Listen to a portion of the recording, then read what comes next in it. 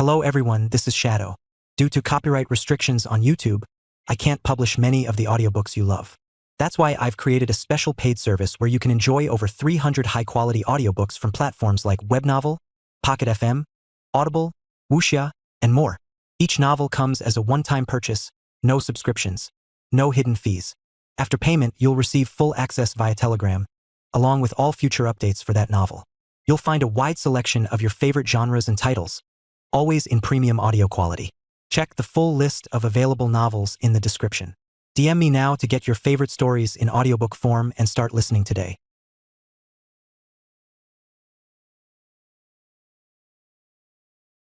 Chapter 630.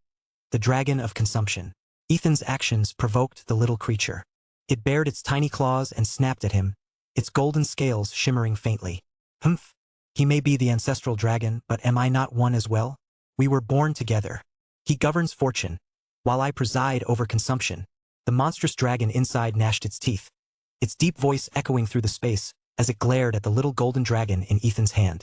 Bitterness edged its words. If not for his better luck, it would be him imprisoned here. Ethan froze. Born together? And the little golden dragon governed fortune. Did that mean luck itself? That would explain why emperors, upon ascending the throne and donning their robes, were called sons of heaven, blessed with the world's fortune. So there was truth in those folktales after all. But the other one, consumption, what exactly did that mean? The word carried a strange, ominous weight that he couldn't fully understand. Then it struck him. The little golden dragon belonged to him now. Had its sudden appearance, guiding him to this place, also been a matter of luck? And if so, was there something hidden here, something meant for him to find? He began to search the surroundings carefully. The so-called dragon of consumption received none of his attention anymore. Trapped inside its spherical cage, it could only extend its tentacles, the rest of its power sealed. Perhaps that was deliberate, a survival mechanism left by whoever imprisoned it, allowing it to feed but never escape. Ethan circled the area and found nothing else of note. It seemed the imprisoned dragon was the only thing inhabiting this space. Slowly, he turned back toward it. Heh! I advise you not to plot against me, the dragon of consumption said lazily. His tone carried both mockery and warning. It had lived countless ages, it could easily read Ethan's intentions. The human was here for power, treasure, something of value. Ethan walked around the massive, egg-like cage once more. After a moment's hesitation, he reached out and laid his hand on the strange metal surface. The dragon's eyes flickered. It didn't stop him. Instead, it lay still, a faint excitement glinting deep in its gaze. Ethan noticed none of it. The instant his hand brushed the cage, a faint clicking noise echoed through the space. Click, clack. Then the bottle's glowing interior went black. A crushing presence filled the air. Ethan tensed, looking up as the darkness thickened above him. Of course, he muttered. With something like that locked up here, it'd be strange if there weren't any guards. From the dim walls, shadows began to slither downward, twisting like schools of dark fish. They gathered and merged midair until a colossal body took shape. What in the world? Ethan stared upward. The creature was immense. So large he could only see its belly, its outline blurring into the shadows. From what little he could make out, it looked bizarrely like an inflated pufferfish. Whatever, he thought grimly. He shot upward, his combat mech roaring to life, and swung a punch. Boom! The strike landed solidly, yet it felt like hitting a giant cushion. His entire force sank into the creature's soft belly, absorbed without effect. Then, with a deep tremor, the surface pulsed. A violent shockwave exploded outward. Crash! Before Ethan could react, he was flung backward, faster than he'd charged forward. His body hurtled straight toward the altar. The altar pulsed once with light. Click-clack. Then, suddenly, it sank into the ground, dragging the giant egg with it. In an instant, both vanished without a trace, as though they had never existed. Splat! Ethan slammed hard into the floor. Despite the impact, the ground didn't crack. Son of a... He groaned, pushing himself up. His attack had been completely neutralized, and when his force dispersed, it had been turned against him. The creature shifted, revealing its front. Ethan's guess had been right. It was indeed a massive, furious pufferfish. Its enormous form loomed above him, pressing downward until it filled the entire space. Ethan wanted to move, but there was nowhere left to go. Meanwhile, on Crescent Isle, Victor and the others stared, dumbfounded, at the report Leo and Celeste had brought back. Earlier that day, after the chaotic battle, the impulsive Blackie had been intercepted. When he returned, Markham had gone with him back to the Whitmore family's hidden territory. bringing Leo and Celeste along. They also carried a long sheet of names. It was a record of missing players that Leo's team had compiled over the past few days. The game Ethereal had reopened 2 days ago, and the developers had announced the upcoming Fortress Wars expansion. Only 3 days remained until launch. Leo and his team had assumed Ethan was with Victor's group, so they hadn't contacted them immediately. But when Victor saw the list and heard their account, the reality sank in. It was far worse than anyone had expected. They had believed Ethan's decisive strike had wiped out Vaughn's loyalists within the Originalists and purged the Dissenters' brainwashed followers. But none of them had foreseen such a ruthless countermeasure. If they'd known sooner, would they have stopped him? Would they have chosen differently? No one spoke it aloud, but they all knew the answer didn't matter now. Those captured had been sent somewhere called Cosmos Isle, a place rumored to turn prisoners into fuel for something far worse. Still no contact with the boss? Williams entered just then, lowering his phone. Everyone turned to him immediately. He shook his head, his expression grim. 2 sharp whooshes came from the window. The Dragon Child and Celeste landed lightly inside. Well, where are they? Victor asked at once. Seeing only the 2 of them, everyone's unease deepened. Celeste's face was pale as she said quietly, "Something must have happened. The tempered glass on the top floor of Amber Zane's villa was blown out. The whole place is a wreck." A heavy silence fell over the room. Then suddenly, "I have news! I have news! I have news!" A shrill, excited voice echoed down the hallway. Everyone winced. Markham groaned and buried his head in the sofa. Aunt Melinda burst through the doorway, still in her pajamas, clutching her phone like a trophy. "I know where Ethan went," she shouted, breathless. "He went to Sacred Sea Island. He took the Flying Dragon cruise ship with that Zane girl. And they're staying in the honeymoon presidential suite." Before anyone could ask, she blurted it all out in one breath. Chapter 631. The Hidden Island Beneath the Sea. "Huh!" Markham shot up from the sofa. He had been ready for his muddle-headed aunt to start rambling again. But instead, she dropped a bombshell that made his heart jolt. "That Zane girl? You mean Amber Zane?" Blackie asked, looking stunned. "Honeymoon presidential suite?" Micah's eyes went wide. "Cruise ship?" Leo blinked, his expression full of question marks. "Sacred Sea Island? A vacation?" Williams's tone was half incredulous, half confused. His gaze drifted toward another room. Celeste's. Everyone exchanged odd looks. Even the usually unflappable Regis's eyelids twitched slightly. Starfall, Ethan's father, who still wasn't fully aware of his son's escapades, twitched his lips into a half-smile he tried to suppress.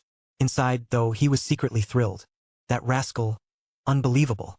He hasn't even settled things with the Whitmore women, and now he's got the Zane girl too? But he didn't dare show too much amusement.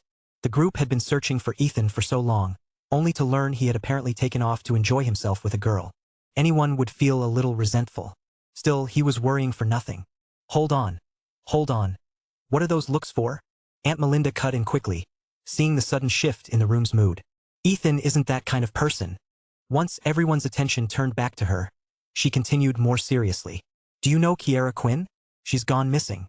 Melody Quinn, the head of the Quinn family, told me that Ethan and Amber Zane went to find her. And it seems Lila's disappearance is connected to Kiera's as well." As Aunt Melinda explained, the pieces finally fell into place. They now understood why Ethan had boarded the Flying Dragon and why his destination was Sacred Sea Island. Kiera Quinn, that little girl. Heaven's dawn, Victor said suddenly, scanning the roster Leo had brought. He pointed to a name listed among the Renegade Alliance's core members, which included both in-game handles and real-world identities. "I didn't realize she was an energy user. And a direct disciple of the Quinn family head." Leo gave a low whistle. Heaven's Dawn had been their team's main healer. Normally, a druid wouldn't make it into the core roster, but she was different. Her healing output had surpassed that of divine priests, and her skill set was unusually versatile. She had mastered a collection of rare abilities, including some that hadn't even been released to the public. Her most impressive spell was Rebirth, the power to resurrect a fallen ally mid-battle. It could only be used once per fight, but its value was beyond measure, especially when the main tank went down. Leo himself had been brought back from the brink by her more than once. Just as he finished, Markham added grimly, "She's not only a direct disciple. Kiera Quinn is Aunt Melody's own daughter, and her father's surname is Quinn, as in the Quinn of the chessboard." "Quinn?" Celeste frowned. "You mean one of the noble 8 lineages? The Quinn family?" She had always prided herself on the 9th Division's intelligence network, but even she hadn't known that. At her question, the Chase siblings and the 3 members of the Whitmore family exchanged glances and nodded. Celeste blinked in disbelief. You all knew already? Yes, Evelyn said softly. We found out during the last decennial ranking tournament, back at the Silverwood family's territory. A murmur passed through the room as everyone connected the dots. Kiera had gone missing first. Lila had followed a lead and vanished soon after, taking Astrid with her. And now Ethan had followed that same trail, which led all the way to the so-called Sacred Sea Island. In that case, let's get ready to go, Victor said, his voice charged with determination. It seems we can't go anywhere, Williams replied grimly, handing his phone to Kai. I just checked the global map. There's no such place as Sacred Sea Island. Not only that, the Flying Dragon service has been suspended. Victor's expression darkened as he looked down at the screen. The words "tickets suspended" glared back at him in bold red letters. They had finally found a lead, yet the path forward was completely blocked. The Flying Dragon's route disappears once it reaches international waters, Leo muttered, scrolling quickly through his own phone. Everything after that is hidden. This is definitely suspicious. The room fell into uneasy silence. Just as everyone was trying to make sense of it, Celeste spoke up suddenly, her voice calm but certain. I know where it is. Far below the surface of the ocean, deep within the mysterious Cosmos Isle, Ethan was locked in a fierce struggle with a gigantic pufferfish-like guardian beast. He had already clashed with it countless times. Even with the Twilight War spear in hand, his attacks were useless. The creature's entire body was a perfect sphere. Soft yet elastic, every blow he landed sank into it like a fist into cotton, only for the recoil to hit him back several times harder. Still, Ethan had noticed something. The beast's attacks, while powerful-looking, lacked real force. All it could do was hurl its massive body down like a wrecking ball, and even that strike packed less power than the rebound it gave off. After so many failed exchanges, frustration was building on both sides. The pufferfish's tiny eyes glared at him with outrage. It hadn't been summoned for who knew how many centuries. This was its first time acting as guardian, and yet it couldn't handle one stubborn human. Ethan darted around like an insect it couldn't squash, and that toothpick spear of his was actually hurting it. Do. As Ethan braced himself for another charge, the creature's mouth puffed open with a strange rhythm, and a thick cloud of dark green mist erupted toward him. Beep, beep, beep warning. Toxic substance detected. Ethan's combat mech's alarm blared in his ears. Ha! He blinked in surprise. This thing can spit poison too? What is this? Actual pufferfish toxin. For a second he almost laughed. Too bad for you. I'm immune to all poisons. Then he paused, remembering a certain embarrassing incident. The lust serpent's venom had once put that confidence to shame. He grimaced slightly. Let's hope I don't crash and burn again. The green fog rolled over him. A moment passed. Nothing. His system readings stayed normal. The toxin had no effect. Across from him, the massive pufferfish hesitated, its blubbery body trembling as if confused that its secret weapon had failed. Ethan grinned. I'm done playing with you. With a sharp hiss of metal, the mech armor folded back, revealing his own body beneath. Battle embodiment. Activate. Panther. Bear. Swift flight. Energy rippled outward as all four forms flared to life. Here, inside the strange, enclosed world, he no longer felt bound by the usual restrictions of Earth's laws. He could finally use his flight form freely, soaring upward like a shadow streaking through water. Force resonance. Energy accumulation. A low hum filled the air as power coursed through him, muscles vibrating with tension. Shred. Heavy strike. Solar flare. Ethan compressed every ounce of strength, funneling it all into the Twilight War spear. He hadn't had a chance to charge before. The Guardian's relentless assaults left no opening, but now he was done dodging. The pufferfish loomed above him, massive enough to fill the entire cavern, its shadow swallowing him whole. There was nowhere to retreat, nowhere to hide. Perfect. Ethan took a deep breath, his eyes burning with focus. This ends now. Chapter 632. The Dragon's Awakening. Based on Ethan's experience, no matter how strong a defense was, there was always a limit to what it could endure. This massive pufferfish-like monster was no exception. Right now, it hovered above him, spewing venom in thick, cascading streams, trying to drown him in its toxic flood. Ironically, that gave Ethan the perfect opportunity to gather his strength. As he began channeling power again, something unexpected happened. He noticed that the usual lag between skill activations, the so-called public cooldowns of the ethereal world, was gone. Before, he could barely use one skill per second. Now he could unleash two with ease. His body also felt different. Stronger, steadier. The sharp ache that once accompanied energy flow had completely vanished. Ethan couldn't help but laugh, exhilarated. Ha! So I really am getting stronger. His eyes gleamed. Come on. Energy fusion technique. Spirit embodiment. Feeling the surge of resilience within his body, he no longer held back. He activated the energy fusion technique, and then, without hesitation, unleashed the Twilight War Spear's ultimate ability, spirit embodiment. Power erupted through him like a storm. Every fragment of energy inside him roared to life, drawn together in violent harmony. His inner energy now pulsed with a strange mixture. The imperial aura of the ancestral dragon, the life force of the tree of life, and the shimmering, five-colored brilliance of his fused elements. A low hum vibrated through the air. Then Ethan suddenly coughed up blood, his entire body trembling. Damn it! I pushed too far. The energy within him surged uncontrollably toward the Twilight War Spear. It didn't cause the usual pain or swelling, just an endless, terrifying pull, as though the spear itself was devouring him. Serpent's coil strike, he shouted. His grip tightened as the Twilight War Spear spun wildly, its shaft twisting like a living serpent. You think your defense is unbeatable? Let's see how you handle this. Ethan's eyes sharpened. He could feel the immense power compressing at the spear's tip, ready to burst. Go! A thunderous roar split the air. The Twilight War Spear shot forward, trailed by a blazing swirl of emerald and gold light. A dragon's echoing cry followed its path as it struck straight toward the pufferfish. Haha! This strike will crush. Ethan stopped mid-sentence. A voice rang out in his mind. Familiar, cold, and mocking. Reverse the cosmos. It was the voice of the dragon of consumption. In an instant, the space around him twisted.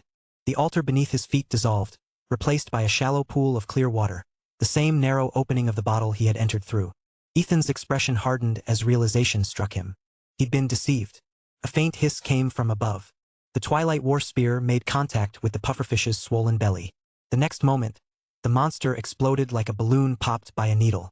A torrent of green fluid erupted downward. Ethan dodged, glancing up in shock.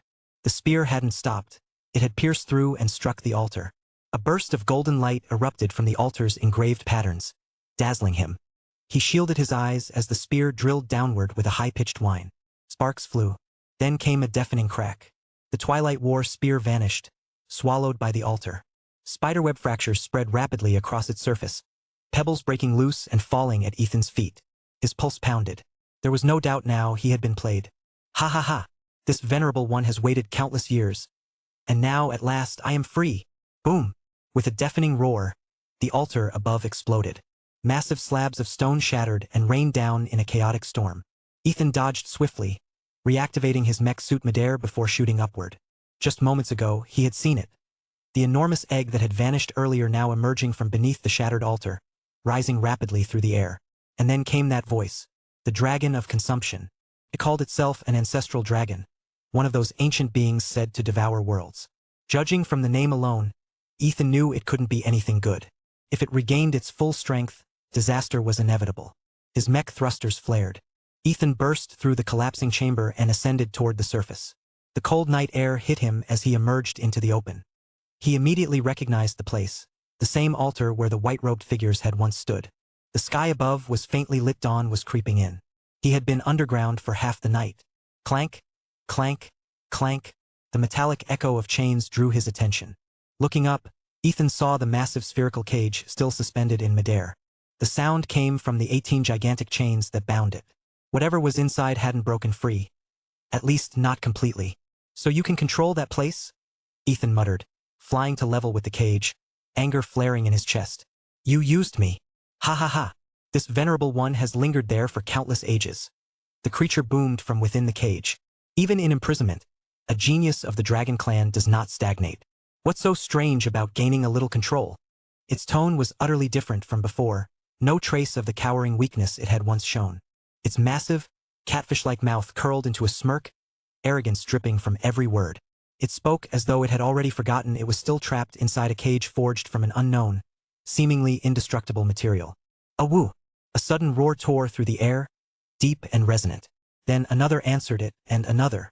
All across the colossal waterspout surrounding Cosmos Isle, countless WYRMS emerged, their presence radiating the same twisted aura as the dragon of consumption. Their bodies coiled and soared upward, blotting out the faint light of dawn. Within moments, the sky darkened once more, smothered beneath a storm of scaled wings. Ethan's eyes widened as he counted their numbers. There had to be over 300 of them. Since he was already exposed, he no longer held back.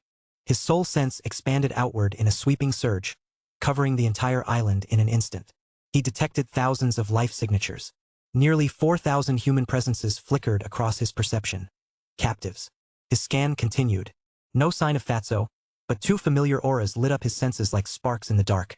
Meatball, his old companion, and Kiara Quinn, the little girl he thought he'd lost. Relief hit him hard and fast. So the pilgrimage participants and those chosen for the sacred blood ritual had been transported elsewhere. But this place, this island, was something far worse. It was a concentration site for the dissenters' prisoners. Shatterstar, Ethan said sharply, his voice echoing inside his helmet. Pinpoint my current coordinates and send them to Victor and the others. Tell them to bring the ship and prepare for extraction. Beep. Location confirmed. Message sent. Good. Before he could plan his next move, a furious roar shook the air. Who dares destroy our pilgrimage altar? From the mass of WIRMS above, one enormous figure pushed through, scales glinting like molten steel. Its voice thundered with rage as it loomed over the others, eyes blazing with fury. Ethan looked up, the reflection of its massive silhouette flashing in his visor. He tightened his grip on the Twilight War spear. The real battle was about to begin. Chapter 633. The Devourer Unbound. The colossal WIRM fixed its gaze on Ethan and the floating sphere, its small, round eyes gleaming with a feral, bloodthirsty light. Yet behind that murderous intent flickered a trace of confusion. The creature could sense the familiar aura of a dragon, but this presence was far stronger than the kind they usually absorbed. Ethan was just about to speak when the Dragon of Consumption's voice thundered across the sky. Ha! You little maggots, you've been feeding on my essence for ages. It's time to return the favor. The mocking roar sent ripples of panic through the ranks of WIRMs. Who dares speak so insolently? The largest WRM bellowed, its deep voice silencing the others. The draconic power we cultivate was granted to us by the Cosmos Ancestor himself. How dare you accuse us of stealing from you? The Dragon of Consumption let out a low, guttural laugh. Granted by the Cosmos Ancestor? Eh? Or was it stolen with your own filthy claws? You already know the truth, deep in those tiny hearts of yours. But I won't waste words. Just give it back to me. Consume. His patience snapped. The massive sphere pulsed once, then collapsed inward, twisting into a dark vortex that swallowed the air around it.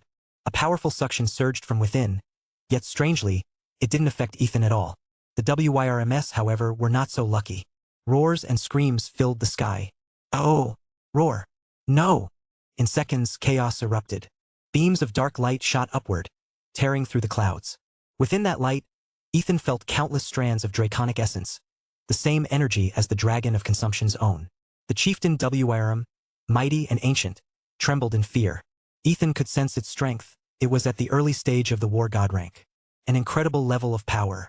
But even so, it couldn't resist.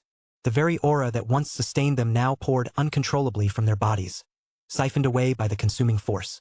Ethan stood frozen, stunned that such a powerful and intelligent creature existed on Earth. He didn't move to intervene, nor did he want to. These WIRMs were hardly innocent, better to let the Dragon of Consumption do his work, and deal with him afterward. In moments, every drop of draconic energy had been stripped from the WIRMs, yet the devouring didn't stop. Threads of life essence, raw vitality itself, were being drawn from their flesh, streaming into the black sphere. The Dragon of Consumption's power surged with terrifying speed. War God rank. Mid, late, peak. Then Saint rank. Early, mid, late, peak again. Ethan's chest tightened. He instantly regretted holding back. The creature's power was skyrocketing far too quickly. Something was going wrong. He began to edge backward in his mech, eyes locked on the roiling darkness. If this turned bad, and it surely would, he'd have to run. The Dragon of Consumption had already broken through to the Voidbreaker rank, and its aura showed no sign of slowing. A sharp series of cracks filled the air. Pop, pop, pop. Ethan looked up. One by one, the WIRMs in the sky burst apart, their bodies disintegrating into clouds of gray dust. Within seconds, the heavens above the island were veiled in an ashen haze that drifted slowly downward. The sight left Ethan speechless. So this was the true power of the Dragon of Consumption, utter annihilation. Terrifying didn't even begin to describe it. Now, freed from the altar's restraints, the cage around the dragon was only holding its body, not its strength. It wouldn't be long before that, too, gave way. Crack, crack, crack. A sharp, splintering sound rang out around Ethan's body. He had been so focused on the raging battle in the distance that he hadn't noticed the change creeping over him. The metallic sheen of his personal combat mech was fading, its surface losing color like dying steel. The sound finally snapped him to attention. "Damn it!" he hissed. The dragon of consumption wasn't just draining life, it was devouring energy itself, even the essence woven into metal. Crack! In an instant, his mech suit shattered into dust. The fragments dissolved before they could hit the ground, leaving him suspended in open air with nothing to hold him up. A violent pull seized him, dragging him toward the dragon of consumption's vortex. Ethan's stomach dropped. So this is how it ends? Ha ha! Human ant! The dragon of consumption's laughter rolled through the air, deep and mocking. For freeing me, I'll grant you a gift. I'll save you for last. Now, become one with me. Ethan gritted his teeth. A gift, my ass. His voice rose in defiance. Bear form. Transformation. Ancient demigod. A surge of lunar energy roared from above. Hum. A shaft of moonlight pierced the clouds, striking Ethan like a spear of silver fire. His body swelled, muscles and bones expanding until he towered over the island like a mountain come to life. Try swallowing this, he growled, and swung a colossal kick at the swirling black sphere. Boom! Crack! Crack! Crack! The explosion of force echoed across the island. A massive shockwave tore through the waterspout surrounding it, sending sheets of seawater crashing outward like walls collapsing. Ethan's kick had actually disrupted the dragon of consumption's technique, and in the same instant, 8 of the chains binding its cage snapped like brittle glass. The spherical prison swung violently, smashing through the air before the remaining chains pulled it back into place. Get out here! Ethan roared. His enormous hands reached forward, fingers closing around the cage. The impact hadn't damaged the dragon of consumption itself. The cage had absorbed nearly all of it, but he wasn't about to stop there. Crack! Crack! Crack! Under the pressure of his grip, the black metal glowed, groaning as if alive. Little ant. The dragon's voice came from within, slightly shaken. What kind of monster are you? Though uninjured, the dragon of consumption had been thrown about like a rag doll inside its prison. Through the gaps in the bars, it peered up at Ethan's transformed figure, and for the first time, a flicker of fear passed through its eyes. Ethan's aura was raging like a storm. He had reached the peak of the late Voidbreaker rank. The dragon could sense it. Still, its shock quickly twisted back into arrogance. No matter what you are, it snarled. Your energy is strong, and that makes it mine. The air vibrated as its consuming power flared again. The dragon of consumption feared only opponents far beyond its level. But this was no ordinary battle. The strength lay in endurance. As long as it could keep feeding, it could wear down anything. The suction intensified. Ethan's massive body trembled as he felt the ancient energy within him start to ebb away, like a tide retreating against his will. Panic clawed at his chest. So this is its true strength? He thought, his mind racing. Luna! He shouted aloud. Transform, Ursar's claws. The dragon's cage shielded it from direct attacks. Every strike deflected harmlessly away. No matter how much force he put into it, Ethan couldn't reach the creature itself. The cage was unbelievably tough, something even his demigod form couldn't tear apart easily. But the dragon couldn't escape yet either. Not for now. He didn't have time to wait. If that thing broke free again, no one on Earth would be able to stop it. His gaze hardened. Then I'll crush you before that happens, he muttered. You tricked me once. Never again. Chapter 634. The Dragon That Devours Itself. Crack, crack, crack.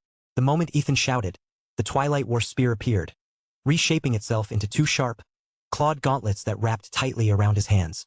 Combined with his towering bear form, he looked like a living fortress of muscle and fury, primal and majestic.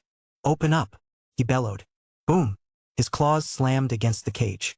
The impact echoed like thunder, momentarily breaking the dragon of consumption's draining ability. Drain me! The creature shrieked, instantly reigniting its bloodline skill. Open! Drain! The 2 powers collided again and again in a brutal rhythm. Ethan's blows repeatedly interrupted the dragon's draining, while the beast stubbornly restarted it, each time more desperate than before. Finally, a faint crack appeared where Ethan's claws had struck the hardest. Without hesitation, he dug his claws in and tore with everything he had. Crack! The cage, made of some unknown yet impossibly tough material, finally gave way. Ethan ripped out a jagged fragment and roared in triumph. Damn it!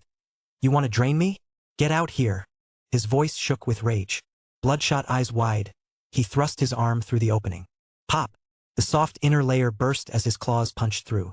He reached for the dragon of consumption. The dragon's eyes filled with disbelief. This human, this insignificant insect, had just torn through dragon-locking stone. Impossible. Even in its prime, breaking that stone had been difficult.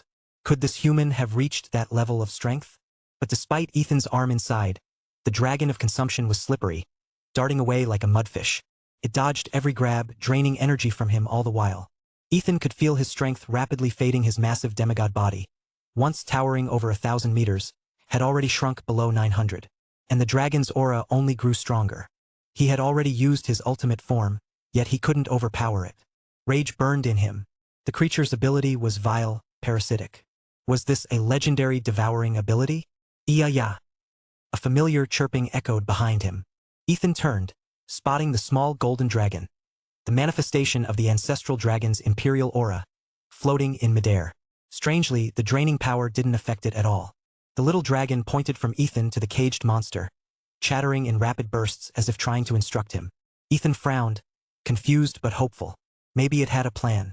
He tried reaching out with his soul sense, but the little dragon didn't respond, leaving him frustrated and guessing. Fortune dragon, what drivel are you spewing? Stronger draining power than mine? Impossible. The dragon of consumption snarled, voice filled with contempt. You think you can drain me? Keep dreaming. Ethan froze for a moment. That meant the creature actually understood the little dragon's chatter. And if he understood right, the golden dragon was saying there was something that could drain this monster. But what could that be? He combed through every ability, every artifact he owned. None had any draining traits. Yeah. The little golden dragon, hearing the insult, suddenly floated forward. It puffed up proudly like a tiny seahorse standing upright, paws on its hips, and began chattering furiously at the dragon of consumption. Pure nonsense. You've been reborn into an idiot.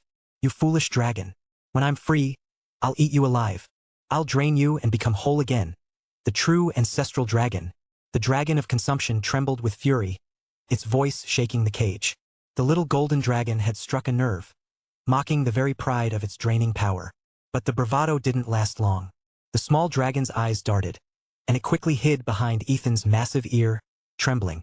Its tiny head poked out timidly, looking pitiful. Ethan was speechless. After all that noise, now it was acting like a scared child. And he still had no idea what it was actually trying to say. Boy, I heard you possess a 5-colored bone. Show it to me. The dragon of consumption demanded, its tone dripping with scorn. I want to see what could possibly rival my draining essence. What?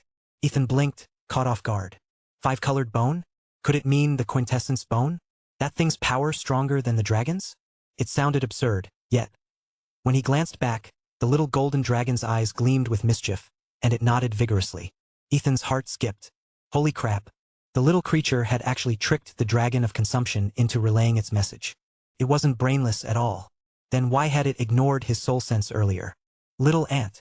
I said show it to me. The dragon of consumption roared, its patience gone. Meanwhile, Ethan's claws didn't stop.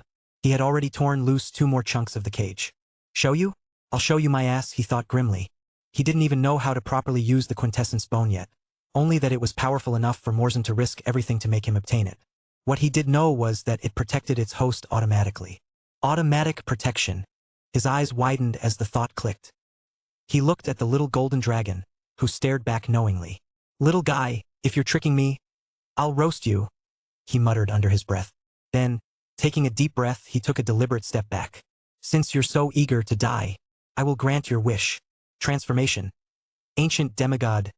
Skill terminated. He cut off his own transformation mid-battle. Agony ripped through his body. His towering frame shrank rapidly, strength bleeding out of him. The sudden weakness made his face go pale. He could barely resist the pull. The dragon of consumption's draining power sucked him in completely. His body was dragged through the crack and into the cage. Gah-ha-ha! The dragon of consumption burst into laughter, its glee echoing like thunder. Foolish human, offering yourself to me. Ethan's vision blurred as the suction intensified. He could feel his energy, his life, being stripped away layer by layer. Come on, come out. He growled through clenched teeth, forcing his will toward the quintessence bone within him. His tree of life, the tender green sprout rooted deep in his body, trembled violently, flooding him with waves of emerald light. Life essence surged to resist the drain, replenishing what was stolen. The dragon of consumption's eyes widened with hunger. Such pure life energy. So it's true. You carry divine fortune. That fortune dragon led you to this, didn't it? What a pity. Its laughter grew manic. It will all become mine. Chapter 635. The Five-Colored Devouring. Ethan saw the massive catfish-like mouth looming before him and immediately reached out to Yaya with his mind. Yaya, control the tree of life. Don't let it release any more life energy, he urged, his voice trembling with anxiety. But, brother. Yaya's voice quivered, uncertain. She barely managed half a sentence before Ethan cut her off. Yaya, listen to me. Do it now, hurry. It'll be too late if you don't. The foul stench from the creature's gaping mouth hit him like a wave, thick and rotten. The quintessence bone, which was supposed to shield him in moments of mortal danger, still lay dormant. Yaya's constant replenishing of his life energy had kept him from reaching that critical threshold, leaving the bone's power idle and unwilling to awaken. All right, Yaya finally answered, her voice small. In the next instant, the tree of life fell silent, as if someone had closed a valve. The change was immediate. The monstrous suction around him surged, threatening to rip the last threads of life essence from his body. Ethan could feel it pulling at his core, dragging his very being toward nothingness. If the essence left him completely, he knew he would crumble to dust, nothing more than a smear of soil on the ground. He clenched his teeth and bore the pain. His entire body was soaked in cold sweat. Just as the final wisp of life essence seemed about to slip away, his body shuddered violently, and then a five-colored light burst out from within him. The light flared and spread, forming a thin barrier that instantly blocked the devouring power. Phew! Finally out, Ethan muttered, exhaling a long breath. His eyes glinted with relief and defiance. The five-colored light shimmered faintly around him, and the energy that could supposedly consume everything now faltered uselessly against that fragile-looking glow. The dragon of consumption sensed it too. Drain me, it growled, its deep voice vibrating through the air as its catfish mouth gaped even wider.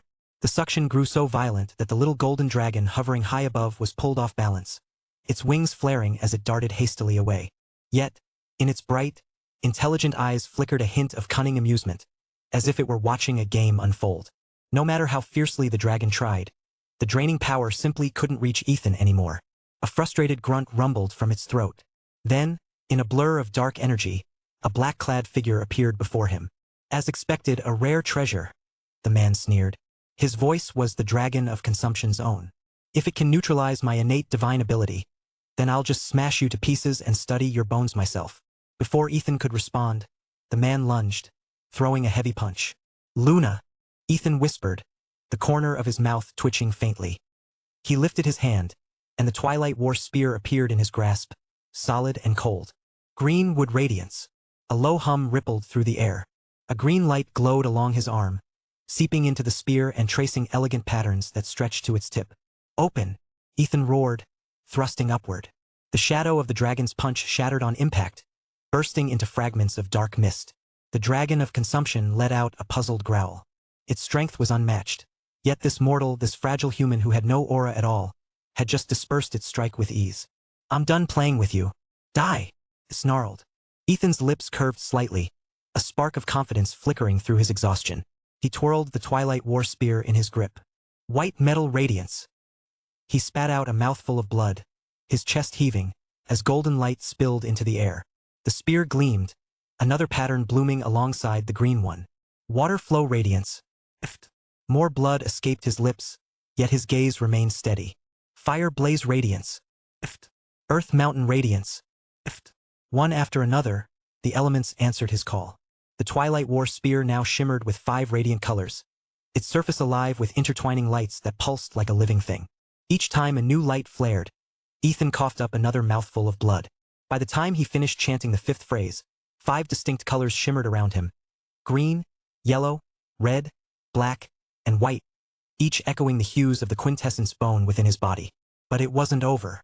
Under the shocked gaze of the dragon of consumption, Ethan wiped the blood from his mouth. A faint grin stretched across his face, his teeth streaked crimson. The sight alone made the creature's scales crawl. 5-colored divine light. Manifest. All within the 5 elements are mine to command. Drain. Ethan flicked the tip of the Twilight War spear. The weapon traced a glowing circle through the air. 3 more mouthfuls of blood spattered the ground, but Ethan didn't falter.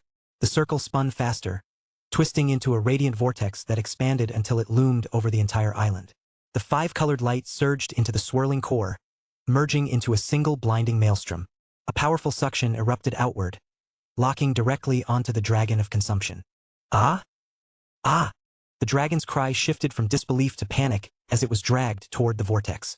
Shadows peeled from its body, curling like thick black smoke, and were swallowed whole. Its human form shattered, reverting to its original monstrous shape. A grotesque, massive catfish-like beast writhing in the air. No. Impossible. My divine ability. Consume. Give it back to me. The dragon roared in fury, opening its cavernous mouth. A dark vortex formed within it, clashing against Ethan's five-colored maelstrom. For a moment it managed to stall the pull, but only barely. Compared to the vast energy of the five-colored divine light, its resistance was like a single wave against a rising tide. The dragon's smoky aura continued to pour from its scales, devoured piece by piece. No, no, please, spare me. The dragon of consumption's voice cracked. Its earlier arrogance had vanished completely. Ethan's expression didn't change. Spare you? And what would I gain from that? He asked, his tone calm, almost casual. Spare me, and I'll serve you. The creature pleaded desperately. Together with the fortune dragon, I form the true ancestral dragon. You would command both fortune and consumption, and my divine power would be yours to wield. Its fear was genuine. Ethan could feel the trembling in its voice, the raw terror of a creature that knew death was close enough to taste. TCH, what use is your power to me? This five-colored divine light is already enough? Ethan scoffed, spitting another mouthful of blood onto the ground. His body trembled, but his grip on the spear never wavered. No, you don't understand. The dragon of consumption cried. You can't fully control the five-colored divine light. The strength will fade. It isn't yours to keep. But my divine ability is different. Once it becomes yours, you can absorb the energy of others to strengthen yourself. Shut up, Ethan snapped, cutting him off.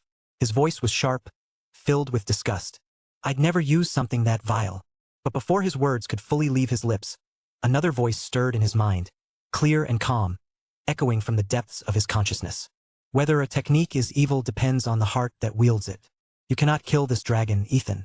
It will become vital to your future battle against him, and to your great fortune.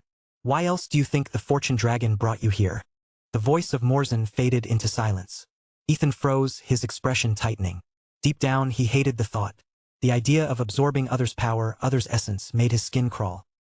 He had always been particular about such things, unwilling to taint himself with what he saw as filth. And yet, if Morzin was right, he lowered his gaze, the five-colored vortex still roaring around him, and his heart wavered between revulsion and duty. Chapter 636.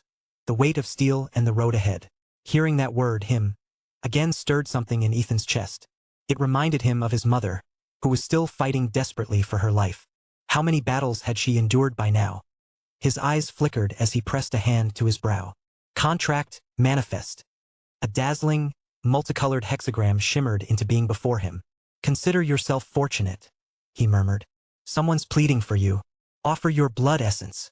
Before he could finish, a sharp whoosh cut through the air.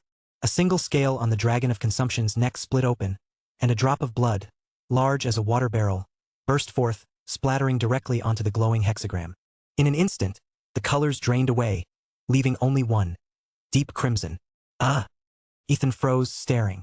The creature hadn't even bothered to see what kind of contract it was. It had offered itself too eagerly. The spell he just cast wasn't some simple pact. It was a genuine servant contract, one he had never used before. He'd half expected the dragon to resist or bargain. Clearly, it was too terrified to care. The longer one lived, the more one feared death. As the bond settled into place, the sky above gave a faint tremor. Ethan ignored it. The dragon of consumption was no longer targeted by the swirling five-colored vortex, which, having lost its prey, gradually slowed and dissolved into the void. Master, I'll return and rest first, came the dragon's voice, weak and trembling. Without waiting for Ethan's reply, its massive body shrank rapidly until it was no bigger than the little golden dragon, but pitch black. A flicker of dark light, and it dove straight into Ethan's lower abdomen. Ethan probed with his soul sense. The creature had nestled itself within his core, coiling around the roots of the tree of life like a sleeping serpent. Its breathing was faint, its body gently shifting as though drawn by some invisible rhythm. Then another flash of light, a golden one this time. The little golden dragon appeared before him, chirping a few quick sounds, waving its tiny claws in what seemed like an attempt at communication. Before Ethan could even respond, it too darted into his lower abdomen and vanished. Ethan could only let out a helpless sigh. What a mess!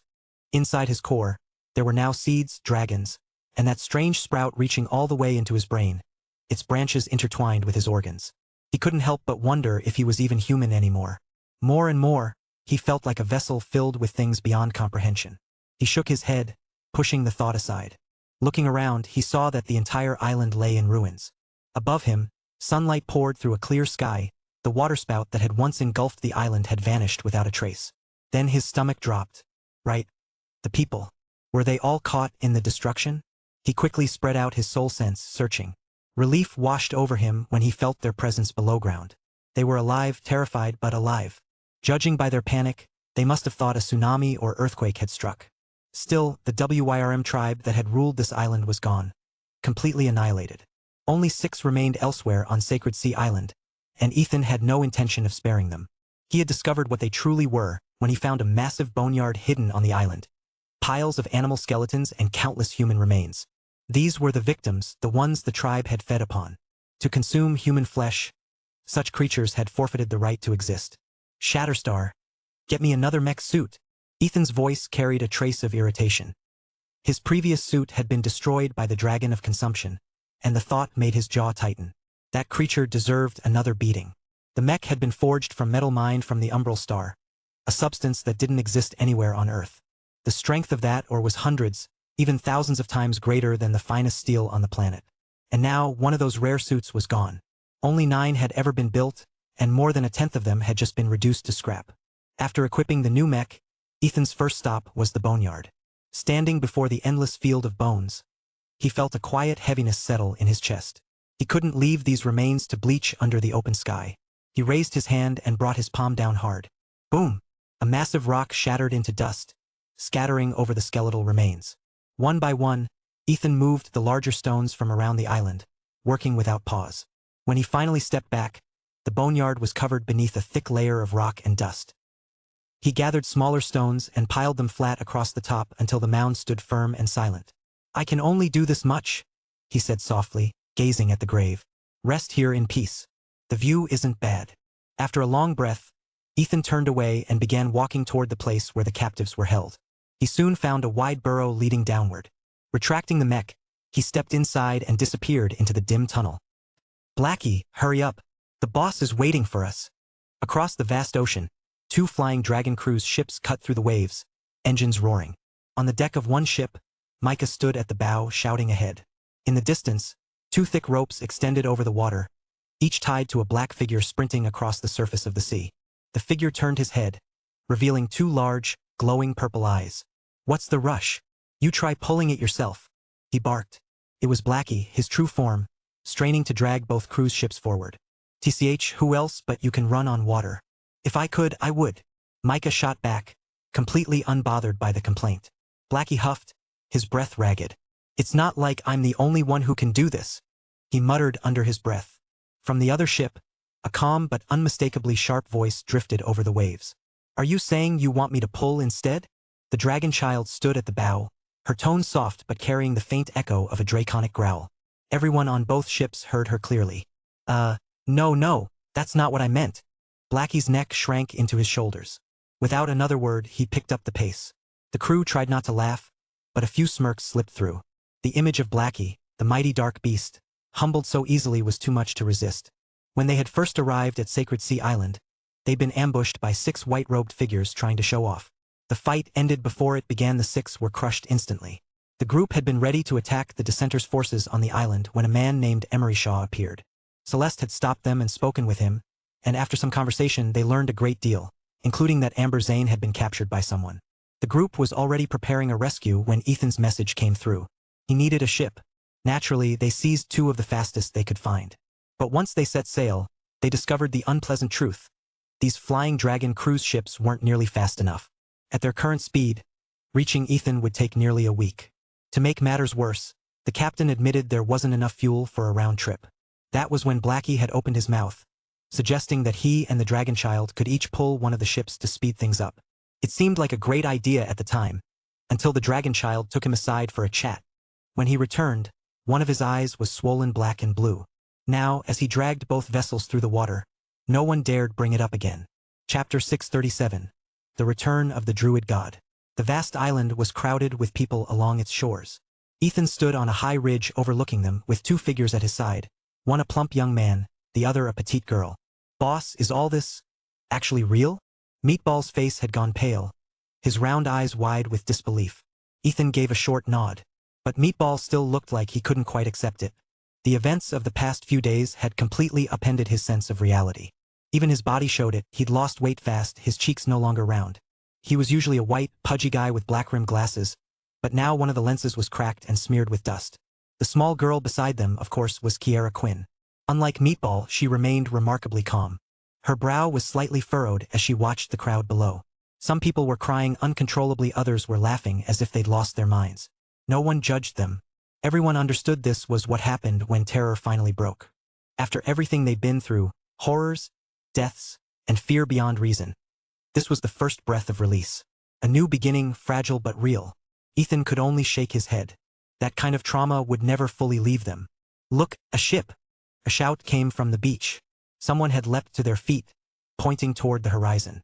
In an instant, everyone turned to look, their voices rising in excitement and confusion. "That ship's moving fast. Wait, what's that thing in front of it?" someone yelled. Ethan followed their gaze, and a faint smile tugged at his lips. He almost laughed. That thing was, of course, Blackie. The creature was towing two flying dragon yachts, skimming across the ocean at incredible speed. What amused Ethan wasn't that Blackie was towing them, but how he was doing it. Thick ropes were looped around the creature's neck in a ridiculous makeshift harness. A massive collar of braided cord that made him look exactly like a draft horse pulling a wagon. Blackie's form wasn't especially large at the moment, about the size of a heavy workhorse. He'd probably shrunk down so the ropes would reach. If he took on his full form, the lines wouldn't have even fit around him. As the distance closed, the crowd finally caught sight of him clearly. "A monster!" A woman screamed, her voice cutting through the air. Panic spread instantly. After days of being hunted by monstrous serpents and grotesque creatures, the sight of another monstrous figure, no matter how small, sent everyone into fresh terror. "Hold steady.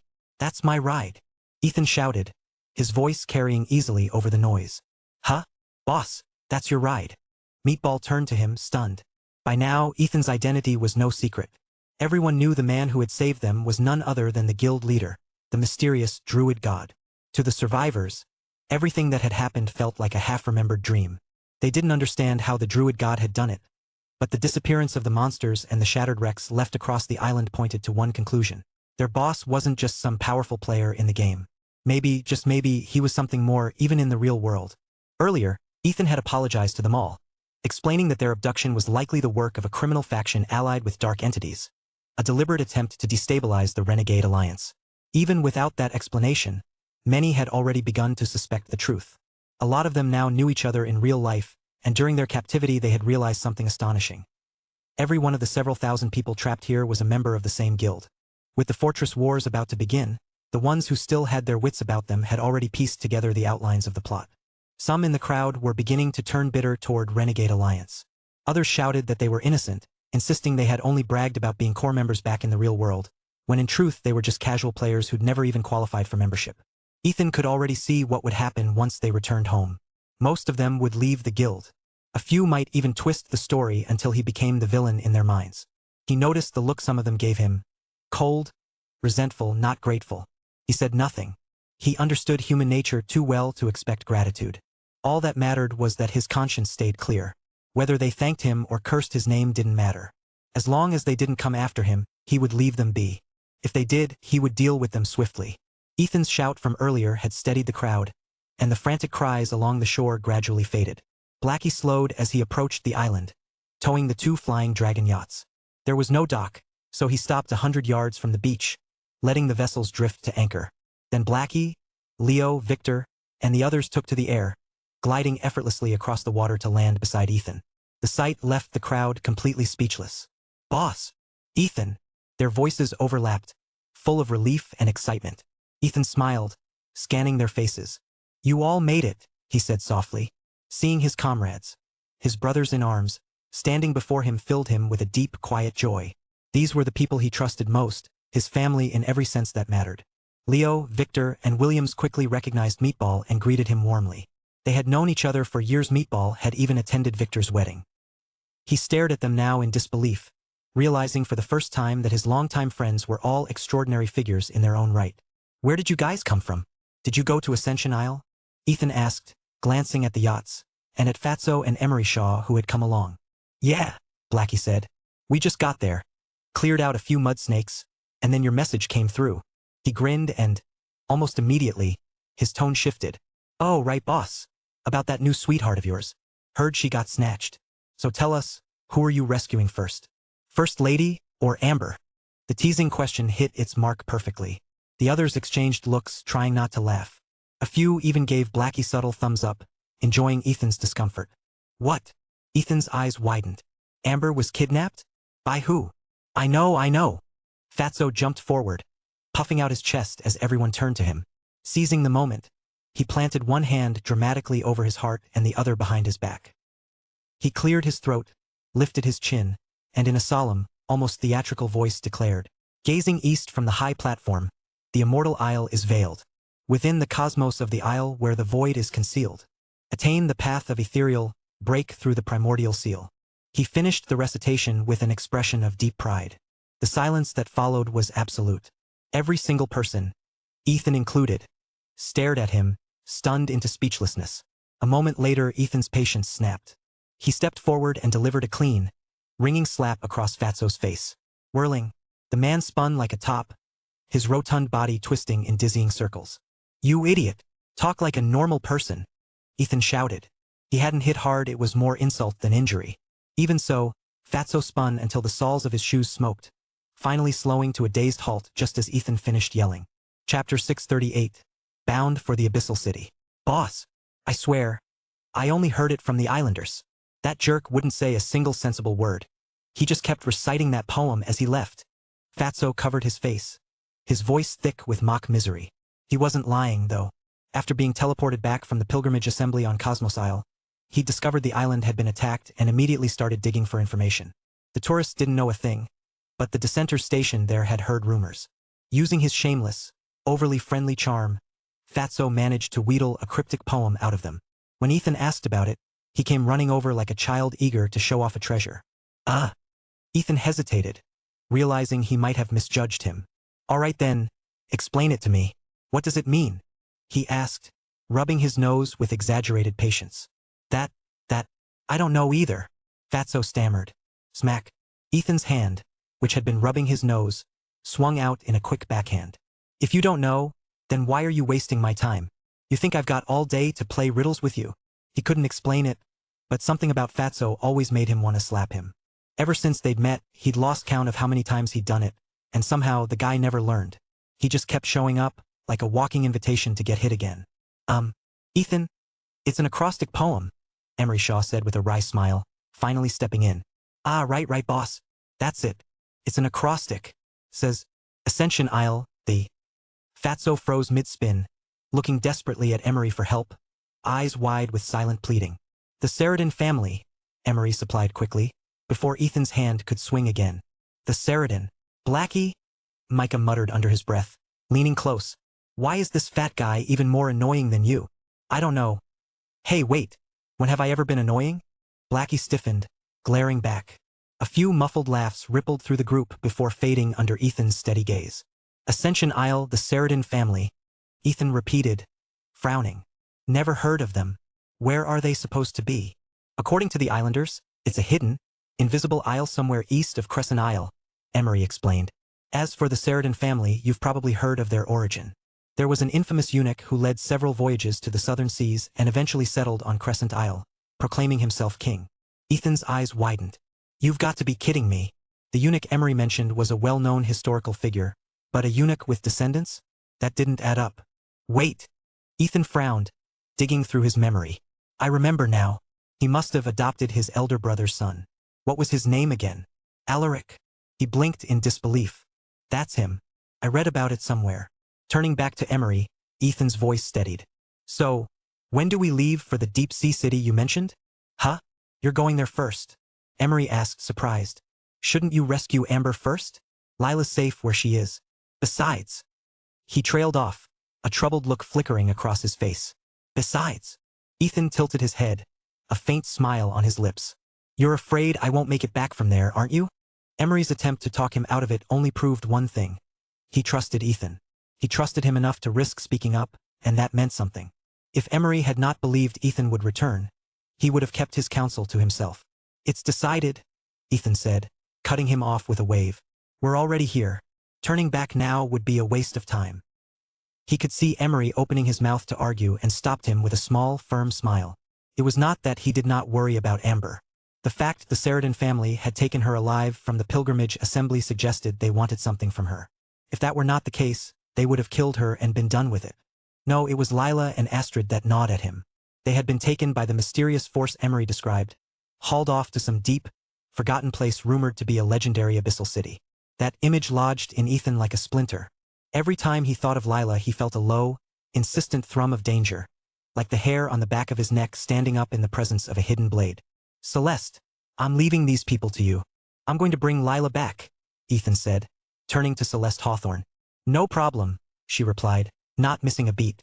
Go. I've already contacted several people from the neutral faction, and they'll bring memory wipers to help send them home. Memory wipers? Ethan repeated, surprised, before the recollection snapped into place. He remembered the 9th Division's devices. When operatives needed to erase witnesses' memories of extraordinary events, they used these devices. The thought that these victims would not carry this night like a permanent scar eased something inside him.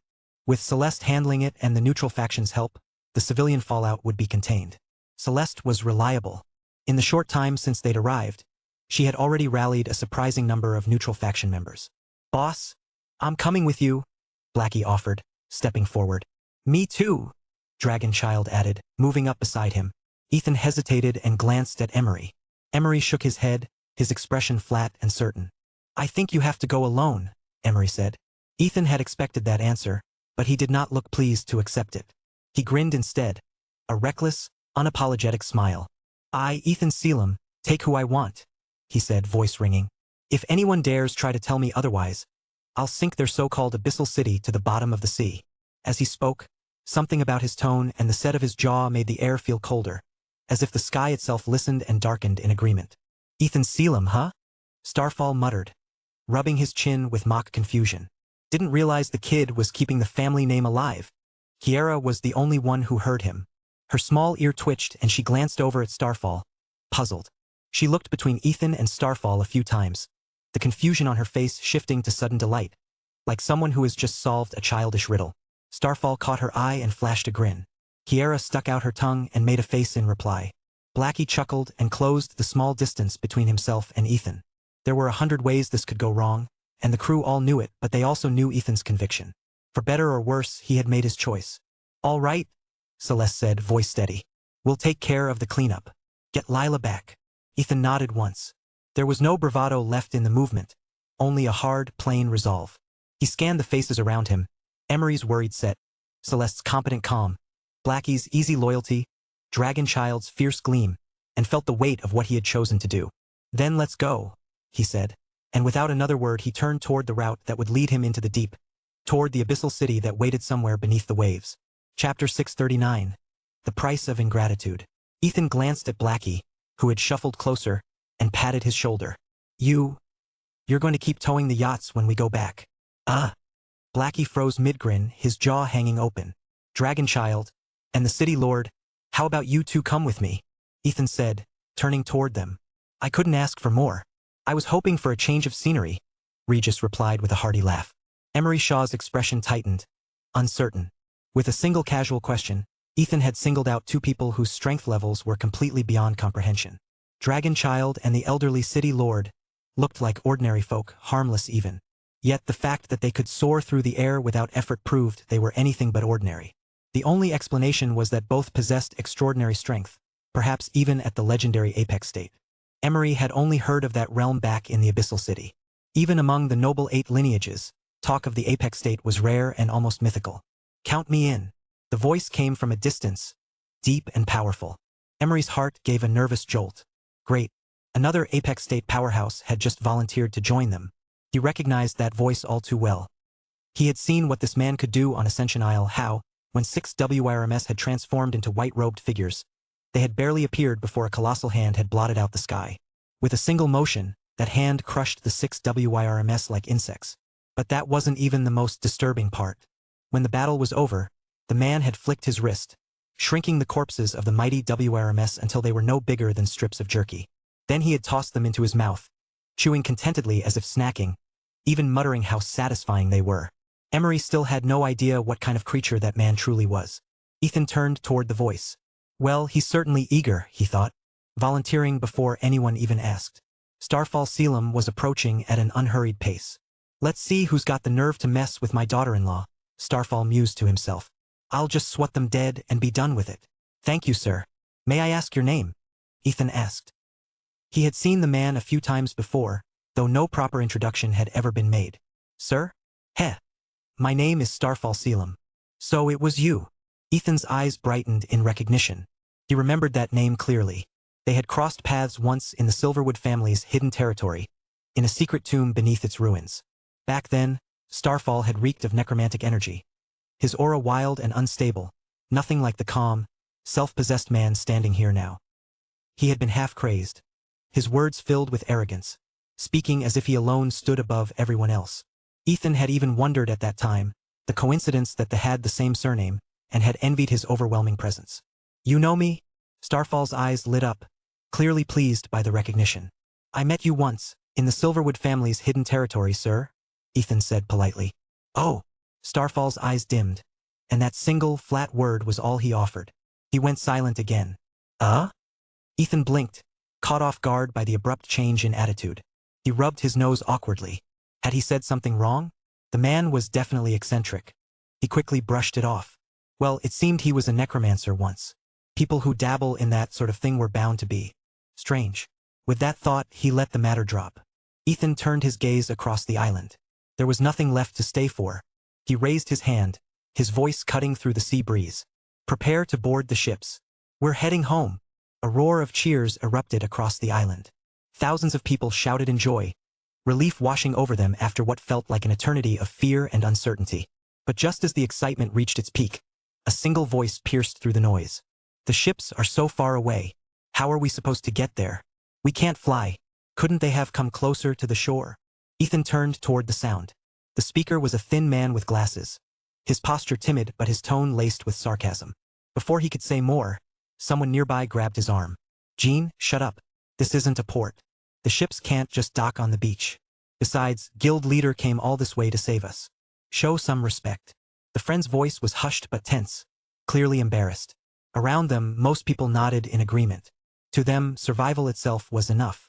Even those who couldn't swim would have crawled through the waves if it meant getting off this cursed island. Still, not everyone shared that gratitude. A handful of people remained silent, their eyes sharp and calculating, waiting to see where the moment would lead. Gene jerked his arm free. Why should I shut up? We got dragged into this whole mess because of him. Shouldn't I have the right to speak? It's his job to save us. Why should we be grateful? His words spread through the crowd like a spark hitting dry grass. A few others stepped forward, voices rising in support. Exactly. We were just collateral damage. I'm canceling my contract with Renegade Alliance and demanding compensation. Yeah. Cancel the contract and pay us back. This won't be settled for less than $1 million. Count me in. I want to cancel my contract, keep my gear, and get a payout. A chorus of angry shouts followed. Some began trying to stir up the rest of the crowd, their faces red with false righteousness. Ethan laughed. It wasn't loud, but the sound carried clearly through the air. The tone was light, almost amused. Yet every person who had shouted felt a chill run through their chest. Gene flinched too. Still, he forced himself to take a step forward, his defiance trembling at the edges. What are you laughing at? You think you can just silence us because we're stranded here? You owe us an explanation. Ethan smiled faintly. His voice was calm, almost lazy. Are you finished? Gene blinked. Huh? Finished. He stammered, caught off guard. His thoughts raced. Why isn't he angry? Why isn't he arguing? What does that even mean? Ethan's gaze shifted to Kiera, who was standing quietly below him. Kiera, he said. Are these the people you mentioned earlier? Kiera tilted her head slightly, her voice clear and light. No. There's also him, her, and her. As she spoke, She pointed into the crowd. One by one, her finger landed on more faces. By the time she was done, over a few dozen people had been marked. Confusion rippled through the onlookers. Even Blackie and the others exchanged bewildered looks. Only Ethan and Kiera understood. And the ones she had pointed at, those several faces, understood too. The instant her fingers settled on them, their eyes went wide with panic. They knew why. What do you mean? Gene asked, his face draining of color. Ethan's smile didn't fade. It doesn't mean much. If you hadn't spoken up, I would have handled it quietly. Maybe kicked you out of the guild, sent you back to the starter zone. Something simple like that. His tone was casual, but every word struck like a hammer. But since you decided to step forward, he continued softly, we'll settle it here and now. As the last syllable fell, Ethan's aura surged. A ripple of soul power burst outward, invisible yet suffocating, locking onto every person Kiera had pointed out. Chapter 640, 68 names exposed. Shatterstar, emerge. Engage stealth shield. Ethan waved his hand. Thump. The colossal Shatterstar mech materialized in midair. In the same instant, a transparent, shimmering light spread outward, enveloping the entire 100-mile stretch of sea. Ethan figured that since Celeste had mentioned the memory wipers, there was no harm in letting these ordinary people witness something extraordinary. Still, Shatterstar was enormous, and its sudden appearance would surely draw the attention of satellites orbiting Earth. So he immediately activated the stealth shield.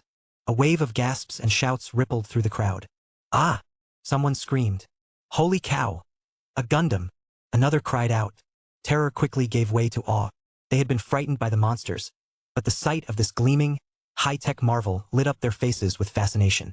Quiet down, everyone, Ethan said, his tone light. Impressive, right? If there weren't so many of you, I'd probably use this thing to fly you all home. The crowd exchanged confused glances. Many frowned, unsure why he had suddenly summoned such a machine. The faces of the agitators, however, turned pale. They had no idea who Ethan truly was, or what kind of power he held. Owning something like this was beyond imagination. They'd heard of energy users before, but this was on a completely different level. This was the stuff of science fiction. Shatterstar, project the collected data. Enlarge it, show everyone. Ethan's lips curled slightly as he glanced toward the group Kiera had pointed out. BZZZT. The giant eye of the Shatterstar mech, hovering high above, lit up and began to project a shimmering display of light and shadow. File 1, Gene. The mech's mechanical voice echoed through the air as a four-dimensional image materialized before the crowd. The scene zoomed in on Gene, the man standing right there among them. What? Gene stammered, instinctively taking a step back. The scene on display was all too familiar, and he already knew what was coming.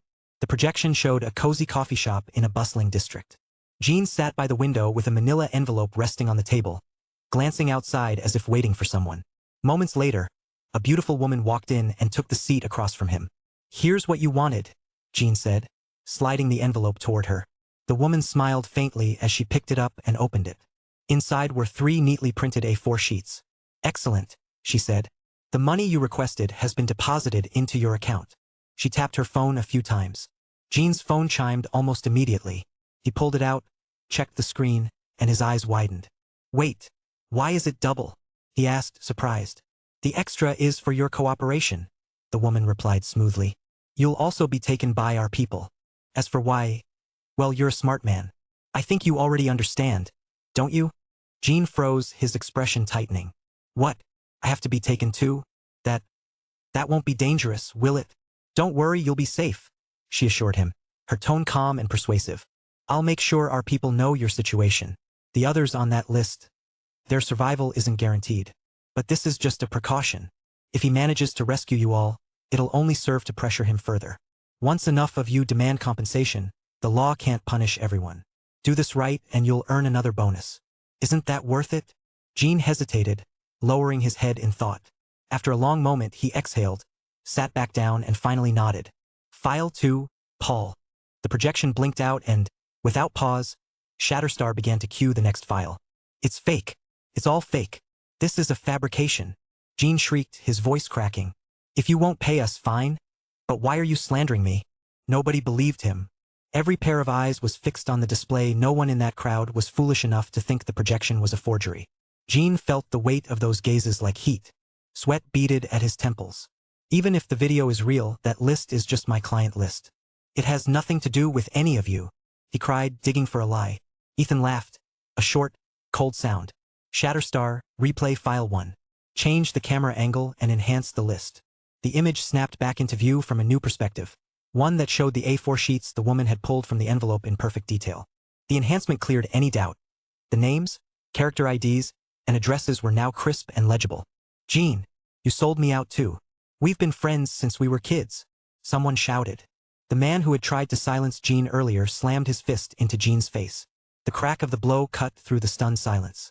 A man who had been agitating with Jean before stared at him with murderous disbelief. Captain, it was you all along. For 2 days you told me to demand compensation, and you leaked my information. The crowd turned on Jean like a pack. Hatred, fear, and betrayal rushed through them in equal measure. Hold on, everyone.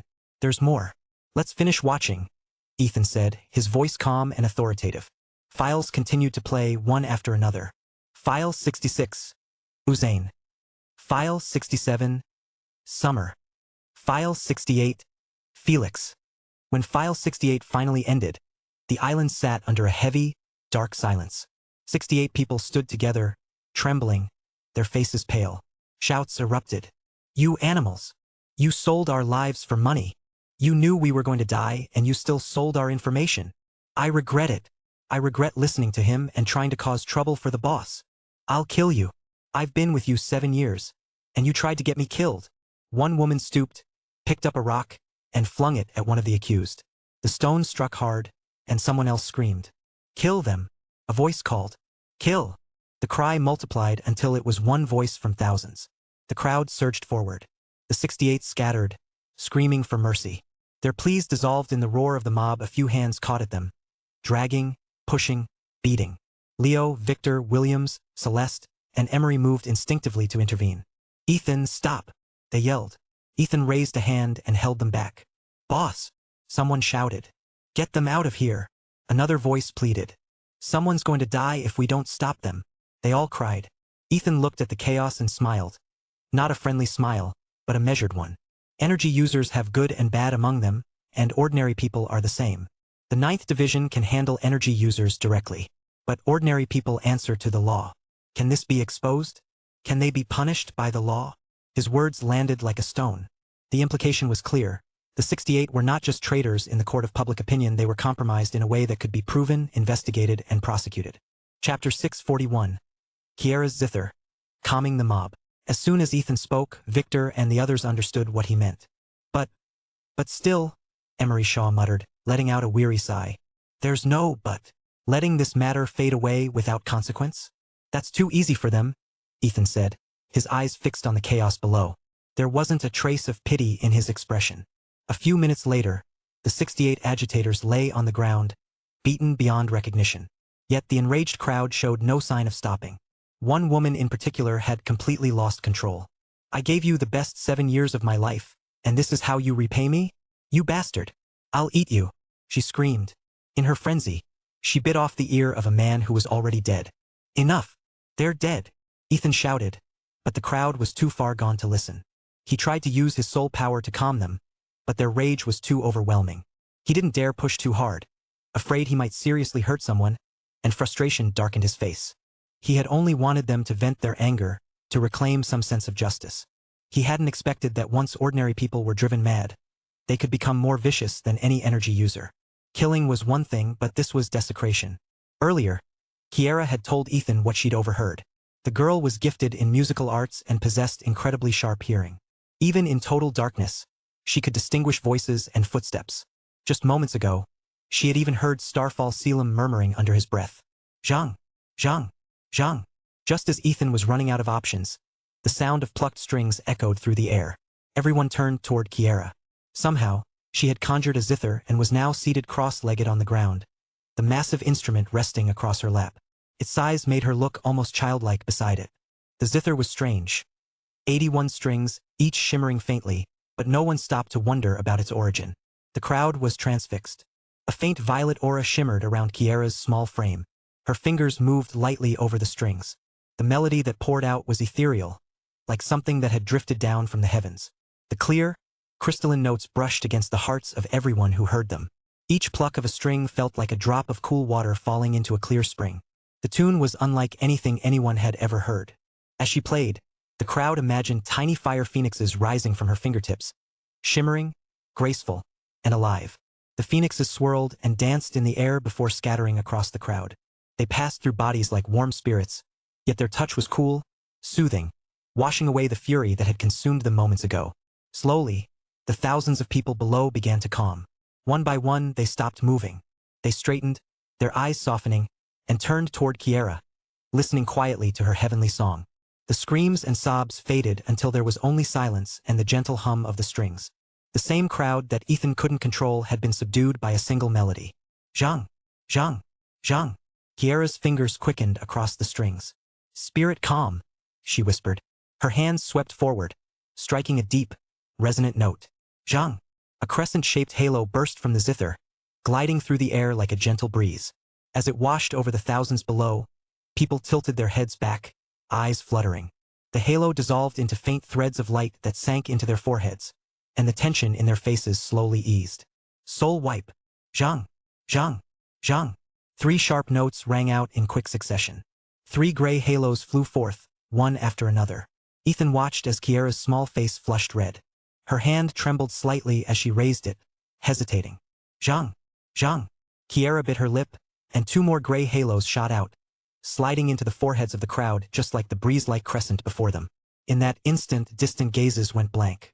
Soul control, she called. Buzz. Kiera gave a small, sharp cry, and then slammed both palms down across the strings. The melody cut off like a snapped thread. A flash of red light burst from the instrument as her hands hit it, washing over the people below. Those who had been tilting their heads back suddenly let their heads fall forward. Their eyes closed, but they did not collapse. They simply stood there, still and quiet. Kiera stood up and let out a long, trembling breath. Her face had gone pale. Ethan rushed to her side. Kiera, he started, the concern in his voice plain. Two. A strange sound came from nearby. Ethan turned and saw Starfall Selim clutching his chest. 3 small pools of black blood had darkened the ground at his feet. The odd noise had come from him. Uncle Starfall, I'm so sorry. Did I hurt you? Kiera cried, the zither vanishing from her hands as she sprinted to him. Starfall coughed once, twice, and then forced a laugh.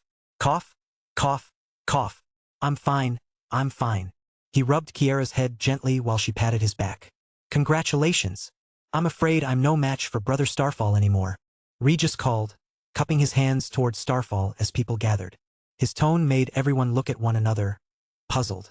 Starfall laughed, the sound warm and relieved. Ha! I owe it all to this little one. With the music from her zither of the 81 strings, she forced more of the necrotic blood out of my heart. Oh, so I didn't hurt Uncle Starfall after all. That's good. Kiera exhaled in relief and pressed a small hand to her chest. Ethan let out a breath he hadn't known he was holding. Seeing Starfall cough up blood had squeezed at him. An odd, visceral anxiety that had nothing to do with reason. You're Kiera, right? I didn't expect you could wield the zither of the 81 strings, Starfall said, his expression softening with admiration. The Quins have produced an incredible talent. If I recall, no one has mastered that instrument in over 300 years. Really? I didn't know that, Kiera said, surprised. My master always says I'm clumsy. I can only make 27 strings sing so far. The others won't sound no matter what I try. She pouted, half embarrassed and half proud. Starfall smiled and ruffled her hair. Then you are already remarkable, Kiera. Don't be complacent, keep practicing. Play for me again when you've learned a few more strings. Okay. Next time I'll help you force all the necrotic blood out. Kiera pumped her fists and grinned. Good. Starfall's smile was steady. Ethan watched the man and the child together, and, inexplicably, a small twinge of jealousy pricked at him. He shook his head, baffled by the feeling. Kiera, what did you do to these people? Markham called from the edge of the crowd as he circled, prodding a man who slept with his chin on his chest. I used soul control, Kiera shouted back. I also wiped 5 days of their memory, so you don't need to use the memory wipers. Those things harm the brain, there's a risk they'll turn people into idiots. These people have suffered enough. Oh! Markham hurried over and grabbed a man from the back of the crowd. Here's another one. Hey, sis, hit him with that thing too, he called, holding up the wiper with a grin. Kiera glanced at the assembled crowd, at the men and women whose faces now wore the blank, easy calm of those spared a terrible memory. Her shoulders slumped a fraction as if a small weight had finally left them, but the strain of the magic still showed in the pale color of her cheeks. Ethan stepped closer and lowered his voice. You pushed yourself hard. Are you all right? Kiera offered him a shaky smile. I'm fine. I couldn't let them keep hurting people. Music is the only thing that answers me. She looked up at him, steady despite the tremor in her hands. Besides, Starfall said it worked. Ethan nodded, but the knot of unease in his chest did not fully release. Around them, the town went quiet under the lingering echo of the zither's last note. And for the first time that day, the air felt like it might actually heal. Chapter 642. Beneath the isle lies the abyss. Markham's shout jolted everyone's memory. They had completely forgotten about Meatball. The real estate heir had been standing quietly beside Ethan and the others the whole time. Unlike the rest of the group, he hadn't joined the frenzy of beating the 68 traders who had sold them out. Kiera can only use her zither once every 7 days. How about we just use the memory wipers instead? The side effects aren't that bad. The little girl stuck out her tongue, clearly having forgotten there was still one ordinary person left among them. Not that bad? Can turn people into idiots. You. I gave you my chocolate yesterday when you were starving. Meatball, dragged over by the scruff of his neck by Markham, was so furious that the fat on his belly shook. I'll buy you 10 bars when we get back, Kiera said, making a face before darting behind Starfall for cover. You, boss, I don't want my memory wiped. Meatball turned to Ethan with a pleading expression, nearly in tears. You don't have to, Ethan said calmly, rubbing his chin in thought. Thank you, Bo. Meatball started to sigh in relief. 10 Ocean View condos. Ethan's next words stopped him cold. He knew Meatball was a real estate heir who owned more properties than he could count, all managed by some brokerage while he sat back collecting rent. Why don't you just rob me? Meatball's face turned pale. I am robbing you, Ethan said with a grin. 2 condos. Meatball snapped through clenched teeth. Deal. Let's go home. Blackie, tow the yachts back to the US at maximum speed. Make sure everyone's home within 3 days. We can't delay the fortress wars. Shatterstar, keep the stealth shield active until they land. I don't want anyone spotting them. Got it, boss. Don't worry. This donkey. Blackie's fast. We'll reach the coastline in less than half a day. Someone cut in quickly. Ethan issued his orders decisively, and the group sprang into motion. Kiera took a slow breath and gazed out over the open sea. From her sleeve, she drew out a palm-sized, miniature zither of the ancients, and plucked a single, delicate string. Ding! The sound echoed faintly across the waves. The people under her control turned in unison and began walking toward the water.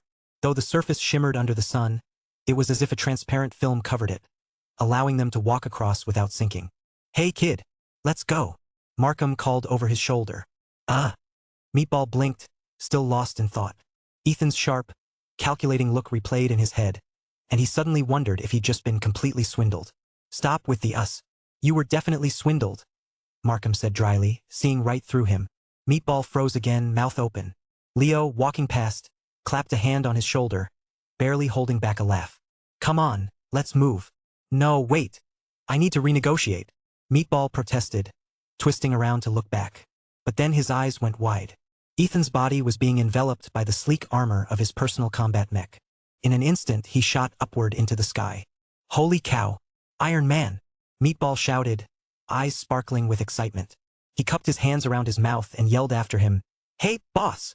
10 Ocean View condos for one of those things to play with. Okay? Ethan's figure wavered slightly as he hovered in the air. Get lost! His voice thundered from within the mech, hollow and metallic. He couldn't stand Meatball. He had been trying to protect him from the risk of turning into an idiot with the memory wipers, and the man wouldn't even agree to pay the price. Yet the moment he saw the mech, he was ready to offer 10 condos just to play with. This Meatball's brain is quite something even without the memory wipers, Ethan thought grimly. He halted high above the ocean, scanning the horizon as Regis and Emery Shaw ascended to meet him. Which way? Ethan asked curtly. Back to Ascension Isle, Emery answered hesitantly. It's right beneath the island's waters. What? Under Ascension Isle? Ethan's brows rose. Well, all right, let's go. He hadn't expected the abyssal city to be hidden beneath the island itself. Perhaps this was another case of the safest place being the most dangerous.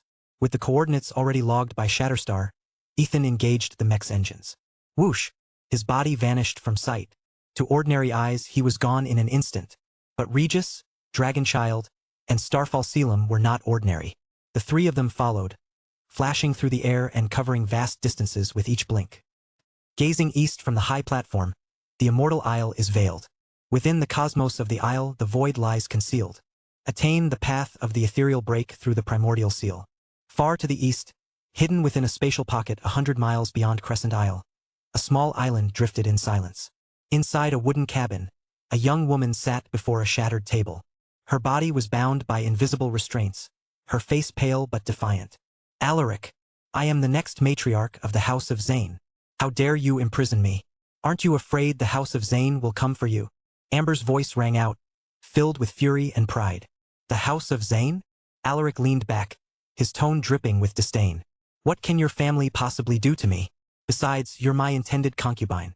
What's wrong with bringing you home? He stood slowly, his eyes narrowing. You're the one who was unfaithful, toying with other men and ruining your sacred body. I'm being merciful by not killing you on the spot. When your family learns that your sacred body is gone, do you think they'll still let you inherit the matriarch's seat? Amber's breath caught. You? How do you know I had a sacred body? Alaric chuckled, low and cruel. How did I know? I've known since before you were born. Why do you think your precious House of Zane has taken so many benefits from me all these years? Do you think it was generosity?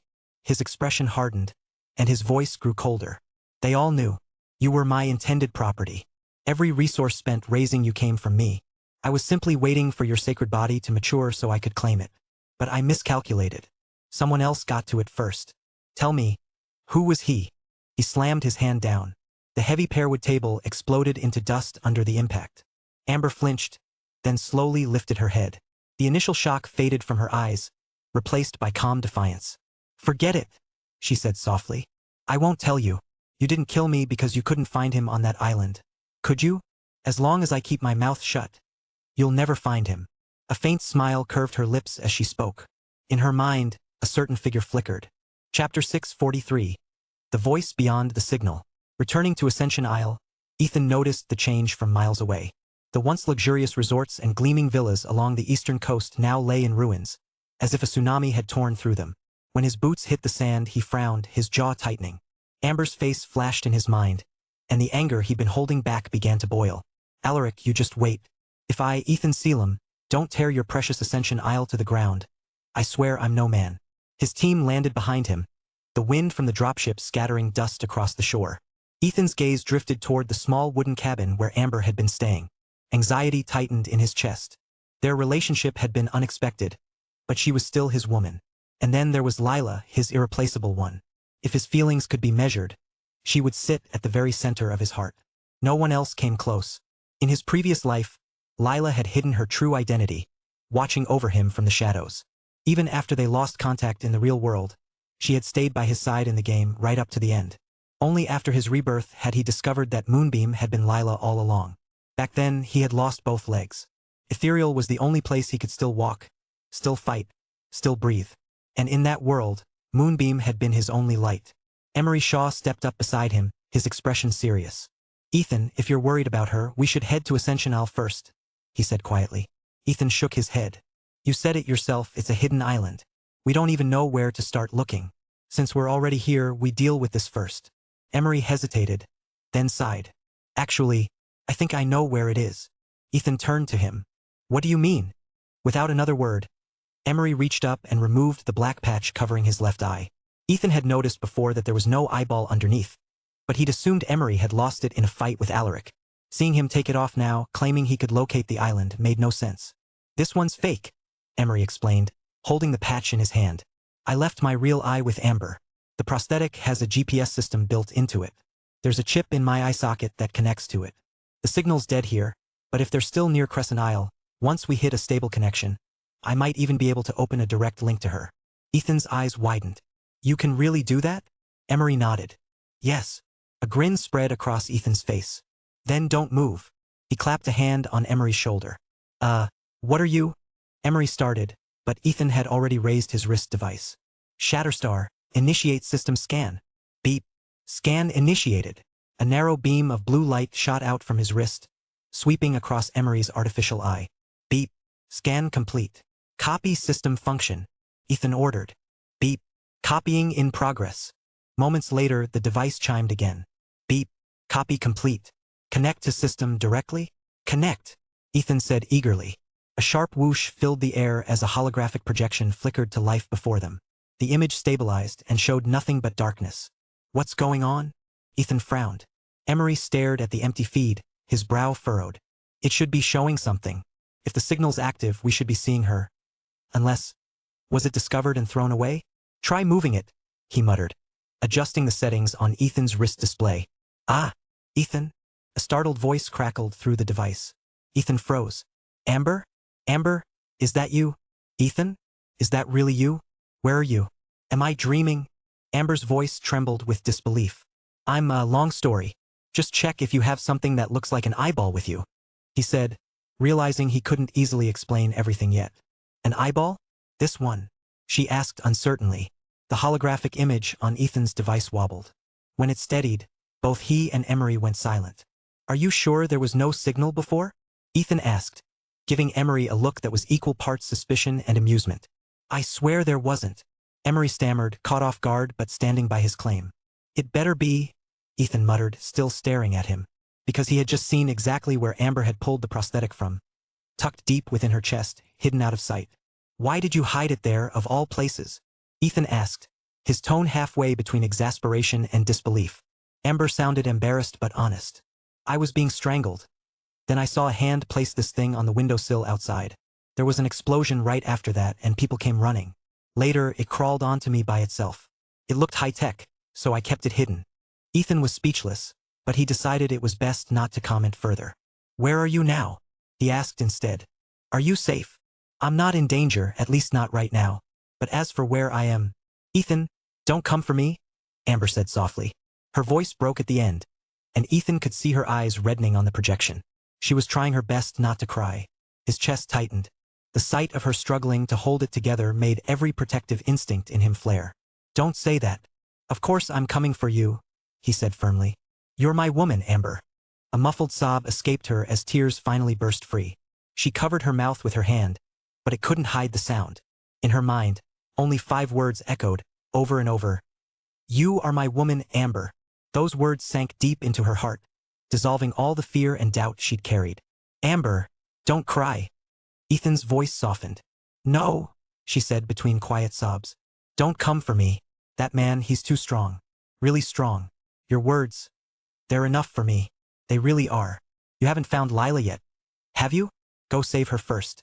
Don't worry about me. Ethan's eyes narrowed as he studied the projection. She was in a room. Spacious, softly lit, furnished with antique decor. It didn't look like a prison cell, but that didn't make him feel any better. Before he could speak again, another voice cut in. Who are you talking to? Chapter 644. The City Beneath the Waves. Ethan heard a sudden commotion coming from Amber's direction. The noise was distant at first. Then came a sharp crash as a wooden door was flung open. A man in period costume burst inside. Don't try to save me. That was the last thing Amber's voice carried through. Then came a sickening snap.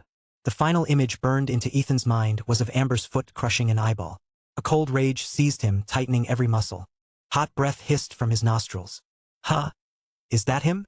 Regis, Dragon Child, and Starfall exchanged uneasy glances.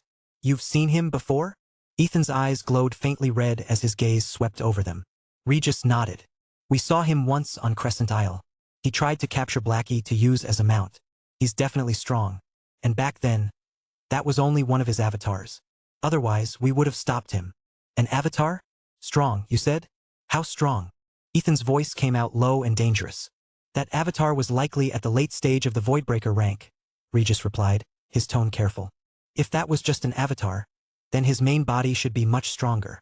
Ethan's expression darkened. A late Voidbreaker rank avatar meant the true body was on a level few could face. I don't care how strong he is, Ethan said coldly. Even if he's a god himself. If he's touched my people, I'll carve a hole straight through him. The air trembled. A deep rumble spread across the sky above Ethan's head. The ground quivered faintly as an unfamiliar aura swept through the area like a cold tide. Regis and Starfall stiffened, their expressions changing. The others didn't sense the aura, but the sudden roar from the sky made everyone look up. What now? Trying to hit me again? Ethan growled. Don't think I don't know who you are. It's not the first time you've tried. Come on then, do it. Rumble. Another rolling thunderclap shook the heavens, then slowly faded into the distance. Coward, Ethan spat. Damn coward. He hadn't sensed the aura, but he knew that sound well. He'd been struck by lightning before, once in the Sea of Death, again in the spirit realm. That same unnatural thunder had echoed both times. Regis and Starfall exchanged a look. "Your son's got guts," Regis muttered. "Indeed," came the reply with a faint smile. "My son has swagger. Didn't you see? Even the sky didn't dare follow through." They both chuckled under their breath. "Shatterstar," Ethan said suddenly. "Have you locked onto the signal yet?" "Beep. Location locked and recorded," came the crisp, mechanical reply. "Good. Let's move." Under the waves. Ethan spat out the words like a curse, then turned toward Emery Shaw. Emery flinched. He was still rattled by Ethan's earlier outburst. Every energy user knew better than to provoke the heavens. Yet this man cursed thunder itself without hesitation. "Why yes? Yes," Emery stammered. He dared not say anything else. All he could do was hope the people down there didn't provoke him. Everything could be negotiated. Just provided he didn't play tough. Click clack clack. The mech armor flowed over Ethan's body like liquid metal, sealing him in a smooth sheath of steel. "Wait for me," Emery called, turning to run back toward the island. "I need to grab my gear." "No need," Dragonchild said, waving a hand dismissively. A sphere of water rose from the surface of the sea. It swelled upward, then parted in the center like an opening hatch, revealing a dry, hollow interior. "If you're worried about breathing, step inside." "Oh!" Emery blinked, stunned, then walked forward. The water sphere sealed shut behind him and slowly descended, carrying Emery down into the depths. Ethan said nothing. His mech armor shimmered to life, and with a surge of propulsion, he dove headfirst into the ocean. Dragonchild and the others followed close behind, their movements sleek and precise in the dark blue water. Following Emery's guidance, they descended deeper and deeper, 500 meters, then 1,000, until their feet finally touched the seabed. Ethan frowned. The ocean floor stretched endlessly around them, barren and silent. Where was the giant city Emery had promised? He turned toward Emery, but before he could speak, Emery pointed ahead. Not far away, the ground vanished into a yawning drop. A massive underwater ravine opened before them, the edges lined with jagged rock. As they approached, Ethan noticed Dragonchild and the others gathered before a colossal stone. Joining them, he saw that it wasn't just a rock. It was an ancient tablet, half buried in coral and sand. The inscription was incomplete. Eternal. The single word was carved deeply into the stone. The lower half had broken away long ago, the missing fragment lost to time. Weathered symbols covered the remaining surface, eroded until they were nothing but pitted scars. Emery's mouth moved, but Ethan couldn't hear a sound. Only Dragonchild, protected by her shimmering water shield, caught his words. When he finished, Dragonchild extended her hand. The water around Emery glowed faintly. Ethan watched in silence as Emery's hand changed shape, his fingers stretching, connecting with a thin membrane until it looked more like a webbed fin than a hand. Beneath the carved word, Eternal, Ethan spotted a faint handprint etched into the stone. Emery pressed his altered hand against it. A low hum vibrated through the water. The engraving flared once with blue light, then faded back to darkness. Nothing happened. They waited. 1 minute. 2. 10. Ethan's patience began to wear thin. Just as he opened his mouth to speak, a deep, echoing roar rose from the ravine below. The water shuddered. Ethan spun toward the sound, eyes narrowing. From the abyss, something enormous was rising. A sea turtle, massive as a mountain, emerged slowly from the depths. Its shell gleamed faintly under the dim light, and on its back was a luminous dome that shone like a small sun in the pitch-black ocean. Inside the glowing barrier, Ethan saw 4 silhouettes. Each one held a trident. "Naga!" he breathed. The figures stepped into view, half human, half fish, their bodies sheathed in glistening scales. They were roughly human-sized, but each wore a helmet-like crest made of hardened scales, forming armor that seemed grown rather than forged. "Let's go," Dragonchild said quietly. Ethan realized she was translating Emery's words. Sure enough, Emery began to move, guiding his water sphere toward the glowing dome on the turtle's back. But as they neared, the sphere slowed. The dome's barrier pulsed with light and gently pushed them away. Inside, the air looked dry. Another pocket like Dragonchild's sphere, but far more stable, as if it had been there for centuries. Emery stepped through effortlessly. The dome's energy rippled around him, accepting his presence. When Ethan and the others approached, 2 tridents crossed in front of them with a sharp metallic clang. Emery turned and spoke rapidly to the 4 Naga. They listened in silence, then shook their heads. One of them pointed at Ethan, then at the 3 behind him. "Only you can go in," Emery said finally, his expression tight with frustration. Ethan gave a short nod. Fine. He stepped forward. The two Naga lowered their tridents, parting to let him through. Ethan crossed the threshold and set foot on the turtle's massive shell, the glowing dome reflecting faintly across his armor, as the deep sea stretched endlessly around them. Chapter 645. The City of the Whalefall. Click-clack-clack. The mech retracted. Ethan stepped out of the armor. Emery blinked in surprise. Ethan had been all aggression just moments ago. Why the sudden change of attitude? The question barely formed in his mind when a series of sharp cracks split the air. Smack! Smack! Smack! Ah! Emery's vision blurred. It all happened so fast he could barely process it. Of the four trident-wielding creatures, only one was left standing. That one now dangled helplessly in Ethan's grip, his fingers clamped around its neck. The other three were already airborne, hurled out of the protective dome and into the water beyond. You decide who gets to board and who doesn't? Ethan's voice was calm, almost lazy, yet each word dripped with menace. Who the hell do you think you are? Did you ask me? Ethan Selim? The creature twisted in his grasp, its expression flickering between terror and rage. Its jaw split open, revealing a mouthful of needle-sharp teeth. You're still going to snarl at me? Ethan's tone darkened. He drew his arm back and swung. Crack. The Naga's head snapped to one side. Crack. Another slap, just as sharp, sent it reeling the other way. Splash. A cascade of fine, sharp teeth scattered into the water outside the dome. Is this thing mute now? Ethan muttered, frowning at the pitiful sight before turning toward Emery. Emery stood frozen, his thoughts blank. Even if he had wanted to intervene, he couldn't have. He had assumed any conflict would wait until they reached their destination. He knew the temper of these creatures, and he knew Ethan's even better. His plan had been to mediate once they arrived, to make the Nagas shed some of their arrogance and treat Ethan with caution. But Ethan hadn't waited. By the time Emery's mind caught up, Regis, Dragonchild, and Starfall had already entered the dome. Each of them held one of the creatures Ethan had knocked away. All three Nagas were limp, either dead or unconscious. Starfall was staring at the one in his hand, tongue flicking across his lips. The sight made Emery's stomach tighten. He remembered the last time Starfall had done that, when he turned giant WRMS into something like spicy jerky. A numb chill crept through him. Was bringing Ethan and his group really the right decision? This didn't feel like an operation anymore. It felt like the start of a full-scale riot. When Lila had been involved, they'd at least pretended to be acting for her sake. Now, it was different. There wasn't even a pretense of restraint. Emery realized, with a cold weight in his chest, that from the moment he had told Ethan about the mission, this man had never intended to negotiate. And the fact that Ethan hadn't harmed him wasn't kindness. It was indifference. Either he considered Emery a friend, or simply too insignificant to bother with. Hey, what are you staring off for? Ethan clapped a hand on his shoulder, snapping him out of it. They're just battle thralls, Emery said quickly, forcing a nervous smile. They're underdeveloped, not very intelligent. Please, don't take it too seriously. Oh, Ethan raised an eyebrow, his expression easing with mild surprise.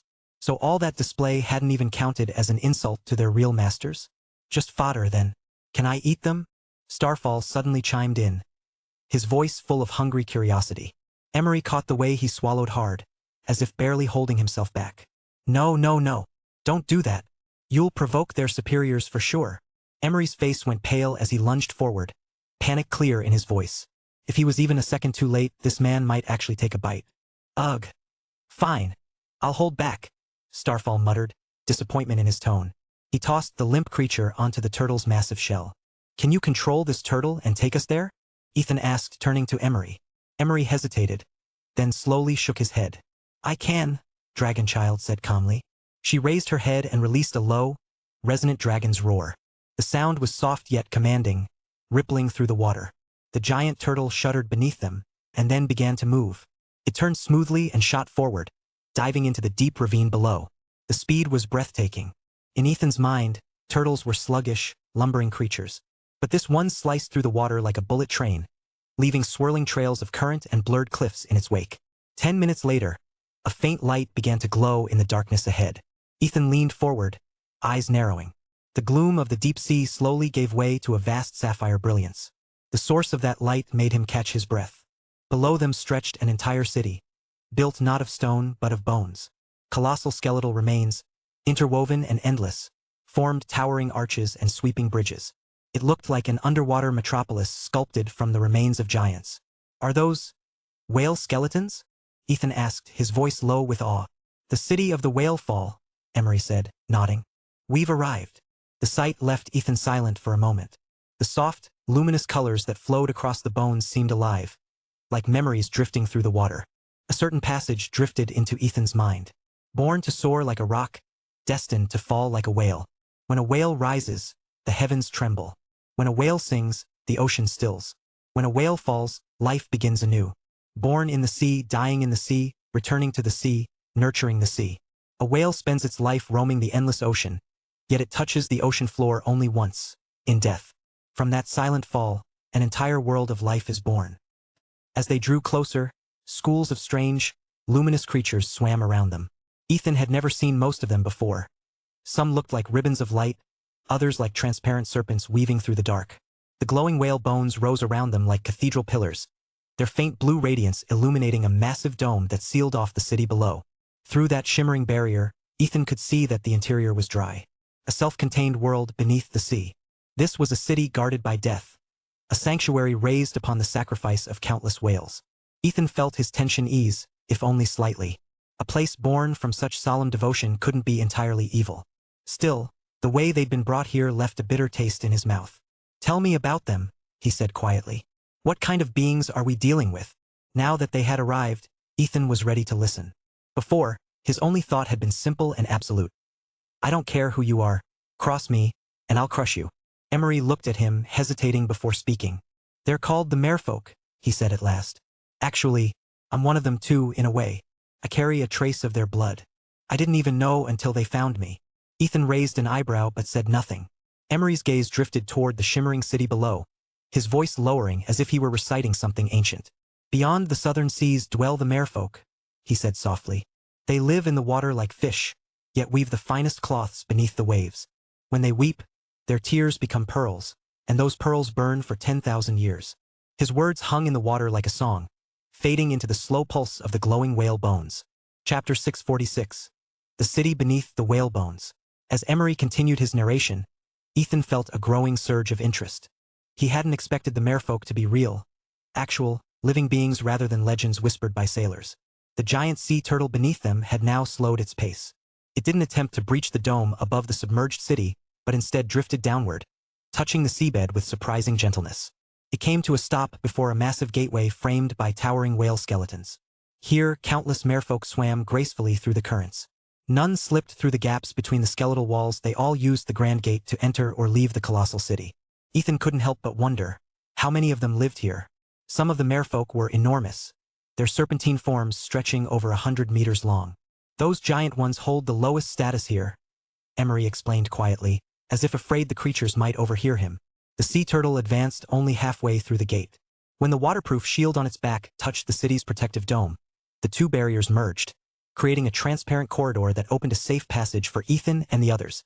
Ethan's curiosity sharpened. He was about to step forward when a sharp, grating sound tore through the stillness. Screech! A chorus of high-pitched cries erupted all around them. Ethan looked up. Inside the dome, the merfolk who had been gliding through the waterless air suddenly froze, every head turning toward him. Their eyes locked on the four merfolk that Ethan's group had subdued earlier. Hiss! Hiss! In an instant, countless merfolk bared their needle-like teeth, their hostility thick enough to taste. Ethan touched his nose and sighed lightly. He had expected as much. This kind of reaction was inevitable. The city came alive with noise. Shrill cries echoed through the enormous structure, spreading farther and farther like ripples on the surface of a vast ocean. Ethan suspected this was their version of an alarm. Ethan. Emery's voice trembled, his face pale. Relax, Ethan said calmly. As long as they hand over Lila and the others, I won't. Before he could finish, movement rippled through the crowd. The merfolk in the distance parted like a living tide. From the gap emerged a battalion of merfolk roughly human-sized, each carrying a gleaming trident. There were tens of thousands of them, every pair of eyes burning with hatred. TCH. Ethan's lip curled in disdain. Did they think sheer numbers would intimidate him? What good were these fodder fish? He could sense that their strength was similar to the four he had just defeated. On land, their strength level would be considered formidable early transcendent rank comparable to Matriarch Whitmore. But the Matriarch herself stood at the peak of that realm, and these were far from it. Wait, There are stronger ones. Regis suddenly warned, his tone tight. Ethan sensed it too. As the armed merfolk assembled, the ones who had first spotted them quickly scattered. The soldiers didn't attack instead. They formed a wide perimeter, surrounding Ethan's group in disciplined silence. Then, as Regis spoke, the line of soldiers split open, creating a narrow passage. Through the corridor, 12 figures appeared, moving slowly but with palpable weight in each step. The moment they came into view, the giant sea turtle beneath Ethan lowered its massive head, a gesture of submission that needed no translation. Ethan, Starfall murmured beside him, his voice tense. I think we're in trouble. These 12. They feel as strong as Dragonchild. Oh! Ethan turned slightly toward Dragonchild, curious. And what's your current strength level? He could sense it, the similarity between Dragonchild's aura and Regis's. The two were almost equal in power. Yet there was something different, a subtle distinction he couldn't quite name. Beyond the late stage of the Voidbreaker rank. Half a step into something else. I'm not sure what that realm is called, Dragonchild said quietly. Her eyes locked on the 12 merfolk approaching from afar. The Apex State, Emery answered. The Apex State? Regis and Starfall exchanged puzzled looks. Yes, Emery said with a nod. It means heaven and man as one. That's what your current level is called. Ah, so that's it. Regis let out a slow breath, and the tension around him shifted. Now that they understood, both his and Starfall's auras subtly sharpened, their energy stabilizing as if they'd finally anchored themselves. Realization brought confidence, and confidence brought power.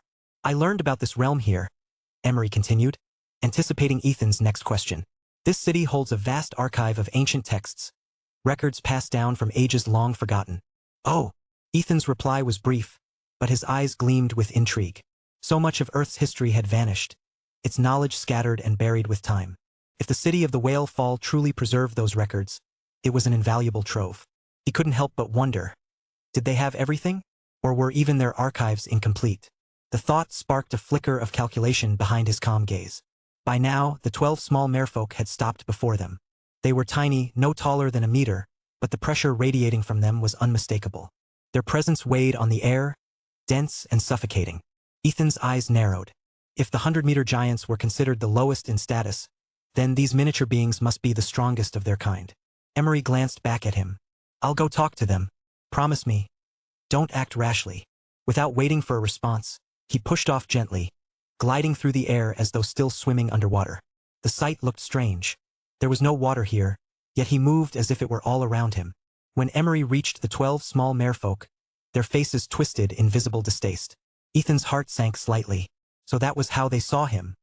He remembered Emery's earlier confession, that he carried only a trace of merfolk blood. It was clear now. He was a half-blood, or perhaps the diluted descendant of one. Among these purebloods, that made him little more than an outsider. Watching Emery bow his head slightly, Ethan felt an unexpected pang of sympathy. There was something humiliating about it, seeing the man shrink before his own kin. Emery began to speak with them.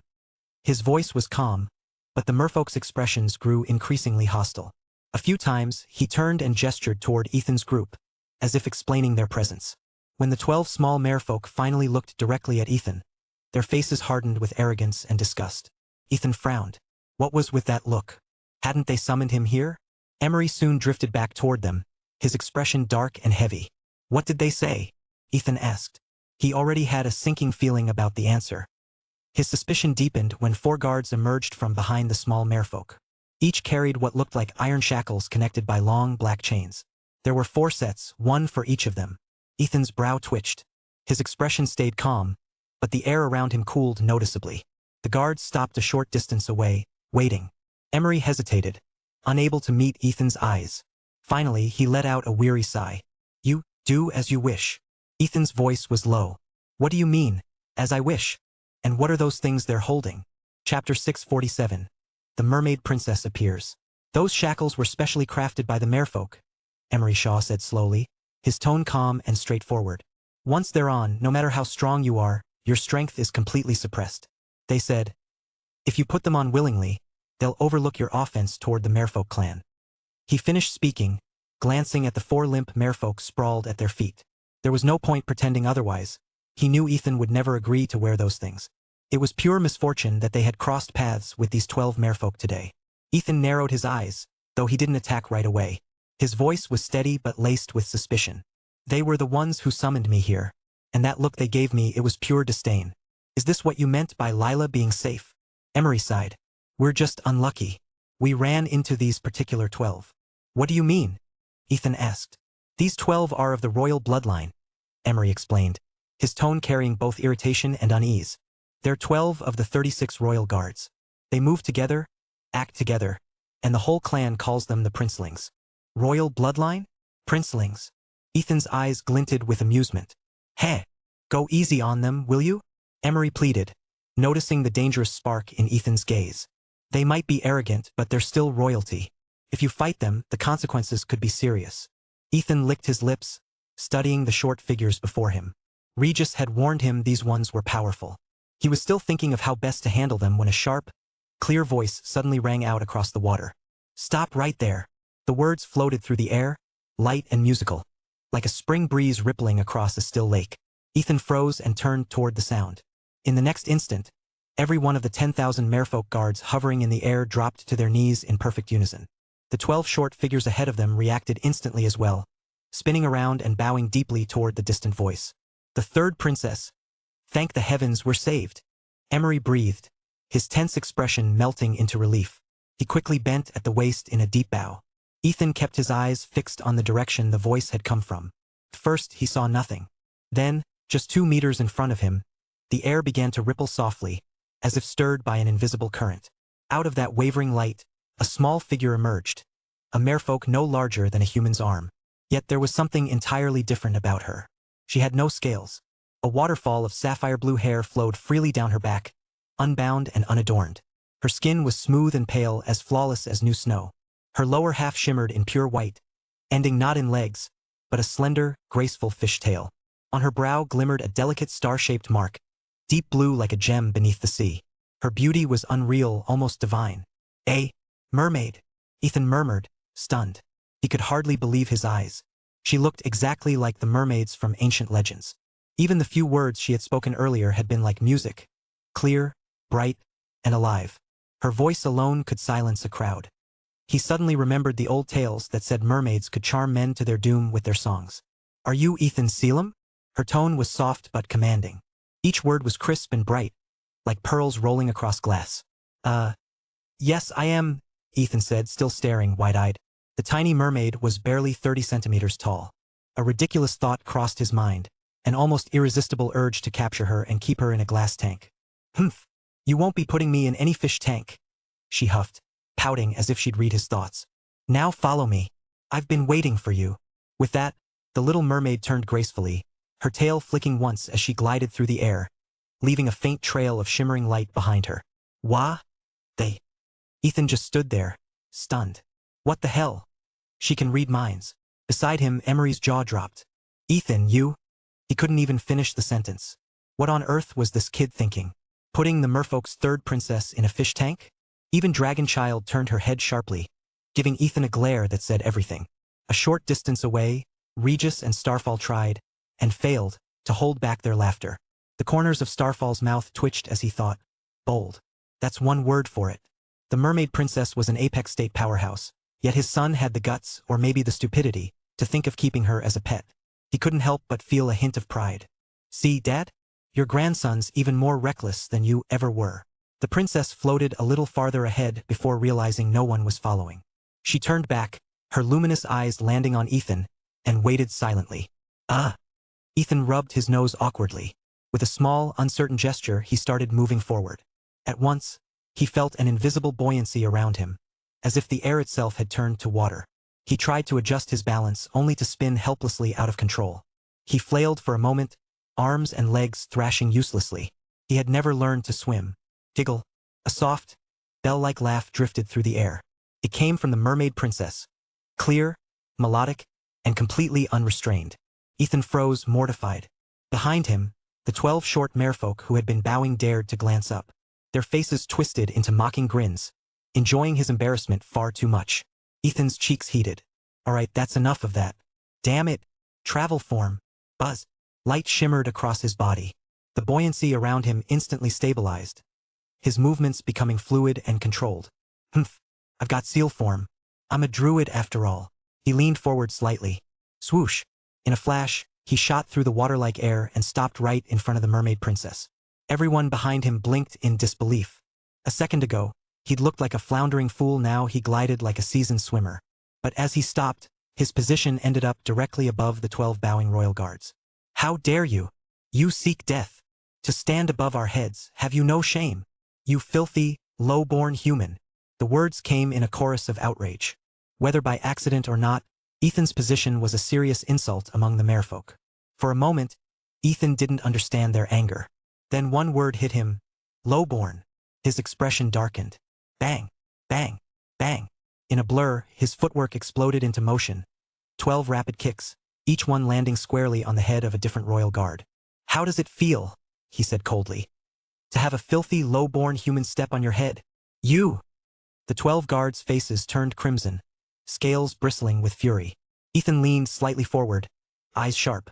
"Me what? Didn't you see your princess is here? Now bend your backs and stay bowed." Silence fell. The once arrogant royal guards trembled, still kneeling, rage simmering behind their eyes. The mermaid princess watched quietly, a small, unreadable smile playing at the corner of her lips. Hello everyone, this is Shadow. Due to copyright restrictions on YouTube, I can't publish many of the audiobooks you love. That's why I've created a special paid service where you can enjoy over 300 high-quality audiobooks from platforms like Webnovel, Pocket FM, Audible, Wuxia, and more. Each novel comes as a one-time purchase, no subscriptions, no hidden fees. After payment, you'll receive full access via Telegram, along with all future updates for that novel. You'll find a wide selection of your favorite genres and titles, always in premium audio quality. Check the full list of available novels in the description. DM me now to get your favorite stories in audiobook form and start listening today.